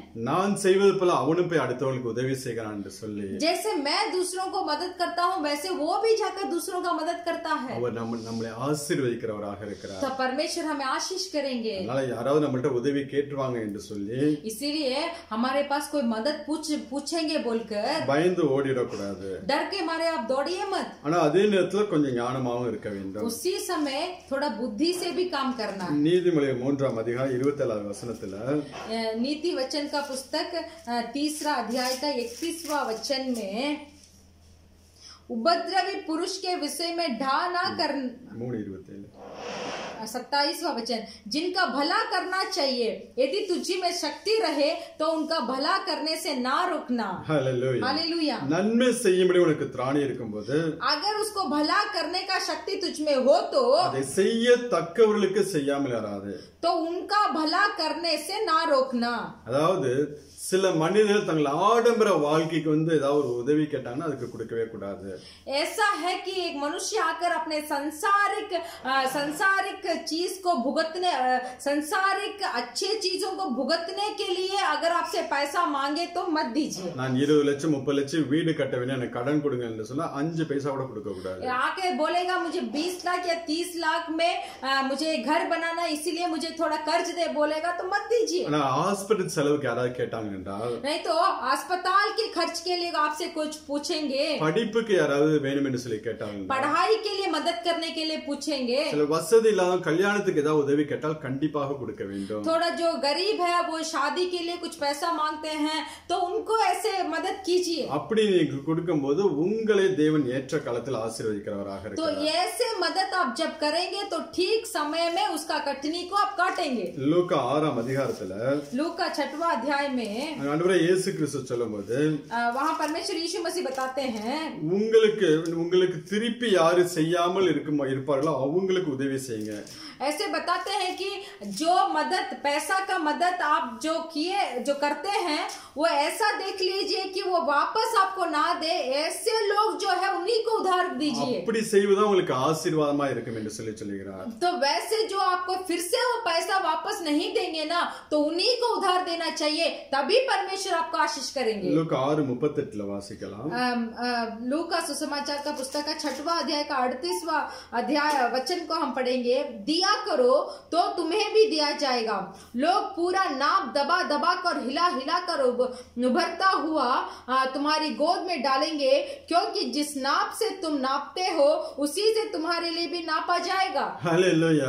நீங்கள் கொடுக்கிற சுபாவம் உள்ள பிள்ளைகளா இருக்கும்போது, जब आप देने का एक मनुष्य होंगे, தேவன் உங்களுக்கு அமிக்கி குலுங்கி சரிந்து விழும்படியா தேவன் உங்களை ஆசீர்வதிப்பார். तब परमेश्वर आपको दबाकर और हिला हिलाकर और उभरता हुआ आपके गोद को भरेंगे। அது மட்டும் அவர் சொல்லுகிறார், फिर बोलते हैं, எந்த அளவினால் அளக்கிறீர்களோ, फिर कहते हैं कि जिस तुम्हारे लिए क्योंकि जिस नाप से तुम नापते हो அந்த அளவினால் உங்களுக்கு அளக்கப்படும் என்று சொல்லி சொல்லுகிறார். उसी से तुम्हारे लिए भी नापा जाएगा। நீ அடுத்தவங்களுக்கு உதவி செய்ய உன் கையை நீ மறைத்துக் கொண்டாய் என்றால், अगर दूसरों को मदद करने के लिए अपने आप हाथ को अगर आप छिपा लेंगे तो உனக்கு உதவி செய்யும்படி தேவன் தன்னுடைய கையை மறைத்துக் கொள்வார். तो आपको मदद करने के लिए परमेश्वर भी अपने हाथ को छिपा लेंगे।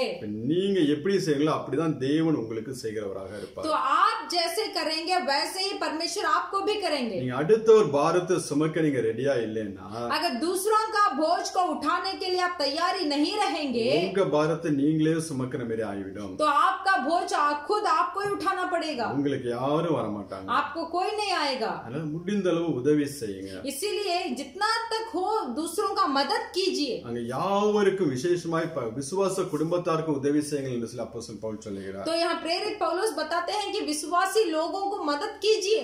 இல்ல எல்லாருக்கும் நம்ம கணக்கே கிடையாது. तो हमें कोई गिनती नहीं है, हम सबको मदद कर सकते हैं। எல்லாருக்கும் நம்ம இயேசுவின் நாமத்துல உதவி செய்கிற பிள்ளைகளாக இருக்க வேண்டும். सबको हम यीशु के नाम के द्वारा हमें मदद करना चाहिए। அந்த இருதயத்தை பார்த்து ஆண்டவர் ஆசீர்வதி. நீ எவ்வளவு கொடுக்கறீங்கிறது முக்கியம் கிடையாது. आप कितना देते हैं बोलकर वो मुख्य नहीं है। உன் கையில இருக்கிறதை நீ எடுத்து கொடுக்கும்போது கர்த்தர் அதை பார்த்து ஆசீர்வதிப்பார். आपके हाथ में जो है उसको लेकर जब आप देते समय परमेश्वर आपका आशीष करेंगे। யோபுடைய வாழ்க்கையை பார்த்தோம்னா, अय्यूब के जीवन में अगर आप देखेंगे, அவனுடைய அனுபவத்தை பாருங்களேன். 29ஆம் அதிகாரம் उसका अनुभव को देखिए, उसका 29 अध्याय 13, 14, 15 वचनங்களை வாசிக்கலாம். 13, 14 और 15 हम पढ़ेंगे। जो नष्ट होने पर था, 12 से पढ़ेंगे।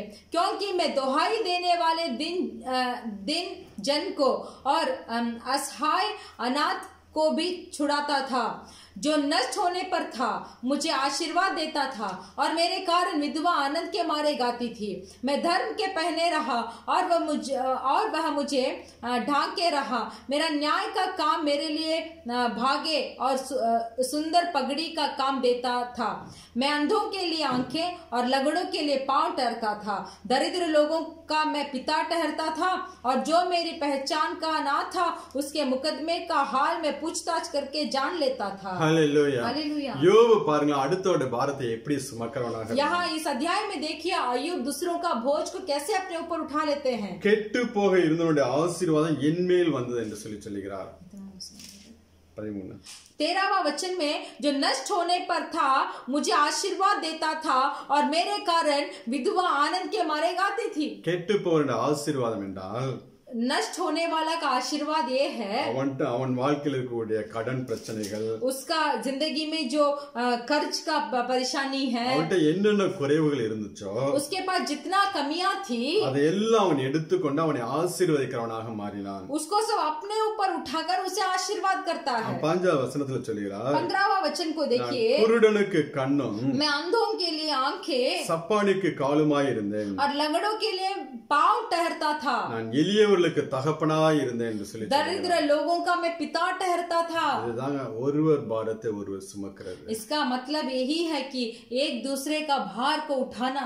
யோபு இரட்டத்தனையான ஒரு ஆசீர்வாதத்தை பெற்றுக்கொண்டான் என்றால், अय्यूब दुगना आशीर्वाद को प्राप्त किया, इसका मतलब है இதெல்லாம் அந்த ஆசீர்வாதத்துக்கு ஒரு என்ன சொல்றது ஃபவுண்டேஷன் இதெல்லாம். तो ये सब एक आशीर्वाद का शुरुआत था. ये सब काम उन्होंने किया. தேவன் அவனை ஆசீர்வதிக்கும் போது परमेश्वर जब अय्यूब को आशीर्वाद करते हैं, தனக்கு மாத்திரம் அதை வைத்துக் கொள்ளாமல் वो सिर्फ वो आशीर्वाद को अपने पास नहीं रखा, அநேகருக்கு கொடுத்து உதவினான். बहुतों को देकर मदद किया. இன்னைக்கு நம்ம அப்படி பண்றோமா? क्या आज हम ऐसे करते हैं? தானம் தர்மம் பண்ணுகிற அனுபவம் நமக்கு இருக்கா? क्या दान और धर्म करने का अनुभव हमें है? உங்களால முடிஞ்சதை கொடுத்து உதவுங்க. आप में कितना हो सकता है उसको देखकर मदद कीजिए. ஆண்டவர் பார்த்து இன்னும் இன்னும் உங்களை ஆசீர்வதிக்கிறவராக இருக்கிறார். उसको परमेश्वर देखकर आपको और आशीष करेंगे. அடுத்ததாக दूसरा, கடைசியாக ஒரு சின்னதா சொல்லி நான் முடிக்கிறேன். आखिरी में एक छोटे बात को बताकर मैं खत्म करना चाहता हूँ. கணவன் மனைவி ஒருவருடைய பாரத்தை ஒருவர் சுமக்கிறவர்களாக மாற வேண்டும். पति और पत्नी एक दूसरे का बोझ को हमें उठाना चाहिए. கணவன் மனைவியுடைய பிரச்சனையும் पति पत्नी का परेशानियों को, மனைவி கணவனுடைய பிரச்சனையும் சுமக்கிறவர்களாக மாற வேண்டும். और पत्नी पति का परेशानी को उठाने वाली होना चाहिए. முடிந்த அளவுக்கு கணவன்மார்கள் மனைவிகளுக்கு உதவி செய்யறதுல தப்பே கிடையாது. ऐसा है कि ज्यादातर पति लोग पत्नी का मदद कर सकते हैं. அவங்களுக்கு வீட்டு வேலைகள் உதவி செய்யலாம். घर के कामों में उनका सहायता कर सकते हैं. அவங்களுக்கு கொஞ்சம் அப்படி ரெஸ்ட் கொடுக்கலாம். तो थोड़ा उन्हें बैठने के लिए आप समय दे सकते हैं. ஒரு ஈகோவே இருக்க கூடாது. நான் பெரியாள் நீ சின்னங்கிற ஒரு ஈகோவே இல்லாமல், तो वहाँ ऐसा नहीं होना चाहिए कि यहाँ मैं बड़ा हूँ तू छोटी है, या तो मैं छोटा हूँ तू बड़ा है. ऐसे कोई बात उनके अंदर नहीं रहना चाहिए. ஒருவர் பாரத்தை ஒருவர் சுமக்க வேண்டும். एक दूसरे का बोझ को उठाना चाहिए. அதை குறித்து அப்போஸ்தலன் பவுல் சொல்லும்போது उसके बारे में प्रेरित पौलुस बताते हैं. எடுத்துக்கலாம் எபேசியர் 5ஆம் அதிகாரம் हम उठा लेंगे एफिसियोस के पुस्तक का 5वां अध्याय, 25வது वचनத்தை வாசிக்கலாம். उसका 25वां वचन को हम पढ़ेंगे. हे पतियों, अपनी अपनी पत्नी से प्रेम रखो, जैसा मसीह ने भी कलीसिया से प्रेम करके अपने आप को उसके लिए दे दिया. 28-29 उसका 28 और 29 पढ़ेंगे. इस प्रकार उचित है कि पति अपनी अपनी पत्नी से अपनी देह के समान प्रेम रखे. जो अपनी पत्नी से प्रेम रखता है वह अपने आप से प्रेम रखता है, क्योंकि किसी ने कभी अपने शरीर से बैर नहीं रखा, वरन उसका पालन पोषण करता है, जैसा मसीह भी कलीसिया के साथ करता है. 33 வாசிங்க. और उसका 33 का वचन, पर तुम में से हर एक अपनी पत्नी से अपने समान प्रेम रखे और पत्नी भी अपने पति का भय माने. இங்க அப்போஸ்தலன் பவுல் சொல்லுகிறது, यहाँ प्रेरित पौलुस बताते हैं கணவன்மார்கள் மனைவியில் அன்பு கூற வேண்டும், पति पत्नी से प्रेम रखना चाहिए, மனைவியும் புருஷனிடத்தில் பயபக்தியாய் இருக்க வேண்டும் என்று और சொல்றார். पत्नी भी अपने पति का भय मानना चाहिए. ஒருவர் பாரத்தை ஒருவர் சுமக்கிற பிள்ளைகளாக இருக்க வேண்டும். तो एक दूसरे का बोझ हमें उठाना चाहिए. நீங்கள் வீட்டுல சும்மா இருக்கிற நேரங்கள்ல आप घर पे ऐसे व्यर्थ जब बैठे हैं, மனைவிமார்களுக்கு உதவி செய்யறது தப்பே கிடையாது. आप पत्नी को मदद करना कुछ गलत काम नहीं है. அதனால இது ஈகோ நம்ம பிரெஸ்டீஜ் ப்ராப்ளம் இருக்கா? तो क्या अगर हम पत्नी को मदद करेंगे तो हमारा गर्व कम हो जाएगा क्या? அப்படிலாம் ஒண்ணுமே கிடையாது. वैसे सब कुछ नहीं. ஆண்டவர் பார்க்கும்போது ரெண்டு பேரும் ஒரே சரீரமா தான் பார்க்கிறார். परमेश्वर जब एक पति और पत्नी को देखते हैं, वो दो अलग तरीका से नहीं देखते हैं, उन्हें एक शरीर की तरह देखते हैं. உங்களுக்கு சான்ஸ் இருந்ததுன்னா अगर आपको मौका मिलेगा உதவி செய்யுங்க. तो मदद कीजिए. அதே போல நம்முடைய பெற்றோர்களுடைய பாரத்தை நாம் சுமந்து கொள்ள வேண்டும். उसी तरीका से हमारे माता पिता का बोझ को भी हमें उठाना चाहिए. நம்மளோட கூட பிறந்த சகோதர சகோதரிகளுடைய பாரத்தை நாம் சுமக்கிற பிள்ளைகளாய் மாற வேண்டும். हमारे भाई और बहन का बोझ को भी हमें उठाना चाहिए. அப்படி நாம் செய்யும்போது वैसे हम करते समय அவர்களும் ஆசீர்வதிக்கப்படுகிறார்கள். वो भी आशीर्वाद प्राप्त करेंगे. தேவன் நம்மளையும் ஆசீர்வதிக்கிறார். परमेश्वर हमें भी आशीर्वाद करेंगे. இது எலிசா சுனேமி அவங்க வாழ்க்கையில பார்த்தோம்னா அந்த சம்பவத்தை பார்த்தோம்னா ये जो संभव को हम देखे थे एलिसा और सुनेमिन स्त्री के बारे में, ரெண்டு பேரோட வாழ்க்கையிலும் ஆசீர்வாதம் உண்டாகிறது. दो लोगों के जीवन में आशीर्वाद आता है. ஒருவர் பாரத்தை ஒருவர் சுமக்கும் போது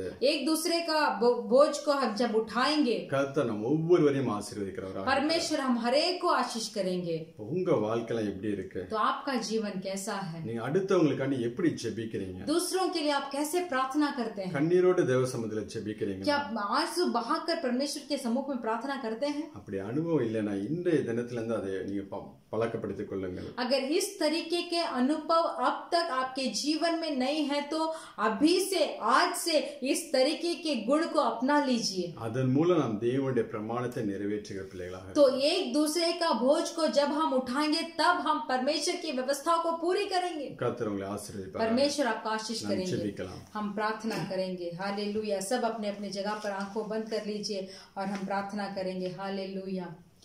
मेरे प्रभु की सहायता से निश्चय ही बनूंगा आशीषित मैं. मेरे प्रभु की सहायता से निश्चय ही बनूंगा आशीषित मैं. उसके वचन का पालन करूंगा, उसके मार्गों पर चलता रहूंगा. उसके वचन का पालन करूंगा, उसके मार्गों पर चलता रहूंगा. देशों में आशीषित रहूंगा, मैं कामों में आशीष पाता रहूंगा. मेरे घर में कोई घटी ना होगी, जरूरतें सारी पूरी होवेगी. मेरे घर में कोई घटी ना होगी, जरूरतें सारी पूरी होवेगी. मेरे प्रभु की सहायता से निश्चय ही बनूंगा आशीषित मैं. उसके वचन का पालन करूंगा, उसके मार्गों पर चलता रहूंगा. हालेलुया. मेरे प्रभु के सहायता से जब मैं एक दूसरे के भार को मैं अपनी बोझ समझकर उठाकर मैं प्रार्थना करता हूं, तब मैं परमेश्वर की व्यवस्था को मैं पूरा करता हूं. जब मैं परमेश्वर की व्यवस्था को मैं पूरा करता हूं, तब परमेश्वर मुझे इस देश में मुझे आशीर्वाद करते हैं. जब मैं परमेश्वर की व्यवस्था को मैं पूरा करता हूं, तब मैं मेरे नौकरी के जगह में मैं आशीर्वाद प्राप्त करता हूं. मेरे परिवार में कोई घटी नहीं होगी, सब पूरा होगा, सब पूरा होगा. गए हफ्ते हमने पास्टर जी ने हमें एक वचन को बताया था. अगर एक आशीर्वाद है तो वो आशीर्वाद के पहले वचन या तो उसके आशीर्वाद के वचन के दूसरा वचन ऊपर और नीचे में हमें एक व्यवस्था दिया जाएगा. जब उस व्यवस्था को हम पूरा करेंगे तभी हम आशीर्वाद को प्राप्त कर पाएंगे. जब एक दूसरे का बोझ को हम हमारे परेशानी समझकर, हमारे दिक्कत समझकर, हमारे समस्याओं को समझकर हम उनके लिए, जैसे हमें बताया गया, आज हमें सिखाया गया कि परमेश्वर के सम्मुख में उन परेशानियों के लिए मैं अपने आंखों को परमेश्वर के ऊपर उठाऊंगा. मैं अपने हाथों को परमेश्वर के ऊपर उठाकर अपने हृदय से, अपने मुंह से उन समस्याओं को भारी हृदय के साथ जब मैं परमेश्वर के साथ बताता हूं, तब परमेश्वर मेरे परेशानी को भी हटाते हैं और जिसके लिए मैं प्रार्थना करता हूं उसके परेशानियों को भी हटा देते हैं. हालेलुया. और मुझे कोई घटी नहीं होगी, मैं आशीर्वाद से रहूंगा. मेरे परिवार आशीर्वाद में रहेंगे, मेरे बच्चे लोग आशीर्वाद में रहेंगे. Hallelujah, hallelujah. कोई घटी नहीं. मेरे प्रिय परमेश्वर, इस अच्छे संदेश के लिए हम धन्यवाद देते हैं. आज आपने हमें सिखाया कि हमें दूसरों का मदद कैसे करना चाहिए. आज आपने हमें सिखाया है कि मदद के लिए हमारे हाथों को हमें छिपाना नहीं चाहिए. आज आपने हमें सिखाया कि मदद करने से किन तरीके के आशीर्वादों को हम प्राप्त कर सकते हैं. इन संदेश के लिए हम धन्यवाद बोलते हैं. ये संदेश को जो जो भाई और बहन आज सुने हैं परमेश्वर, चाहे वो एक हो या दो हो, फिर भी आपको व्यवस्था को पूरा करने में हमें तुले रहना चाहिए. इस संदेश के दिए हुए पास्टर को आप आशीष कीजिए और बहुतों को आप प्रयोग कीजिए.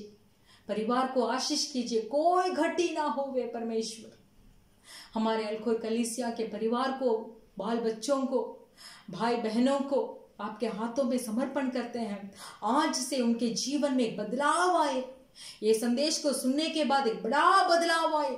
घुटने टेक कर सब लोगों के लिए प्रार्थना करने में उनके मन को आप बदल दीजिए. धन्यवाद, धन्यवाद करते हैं. हमारा अलखोर कलीसिया जल्दी ही खोलने के लिए आए नया स्थल आप हमें दीजिए.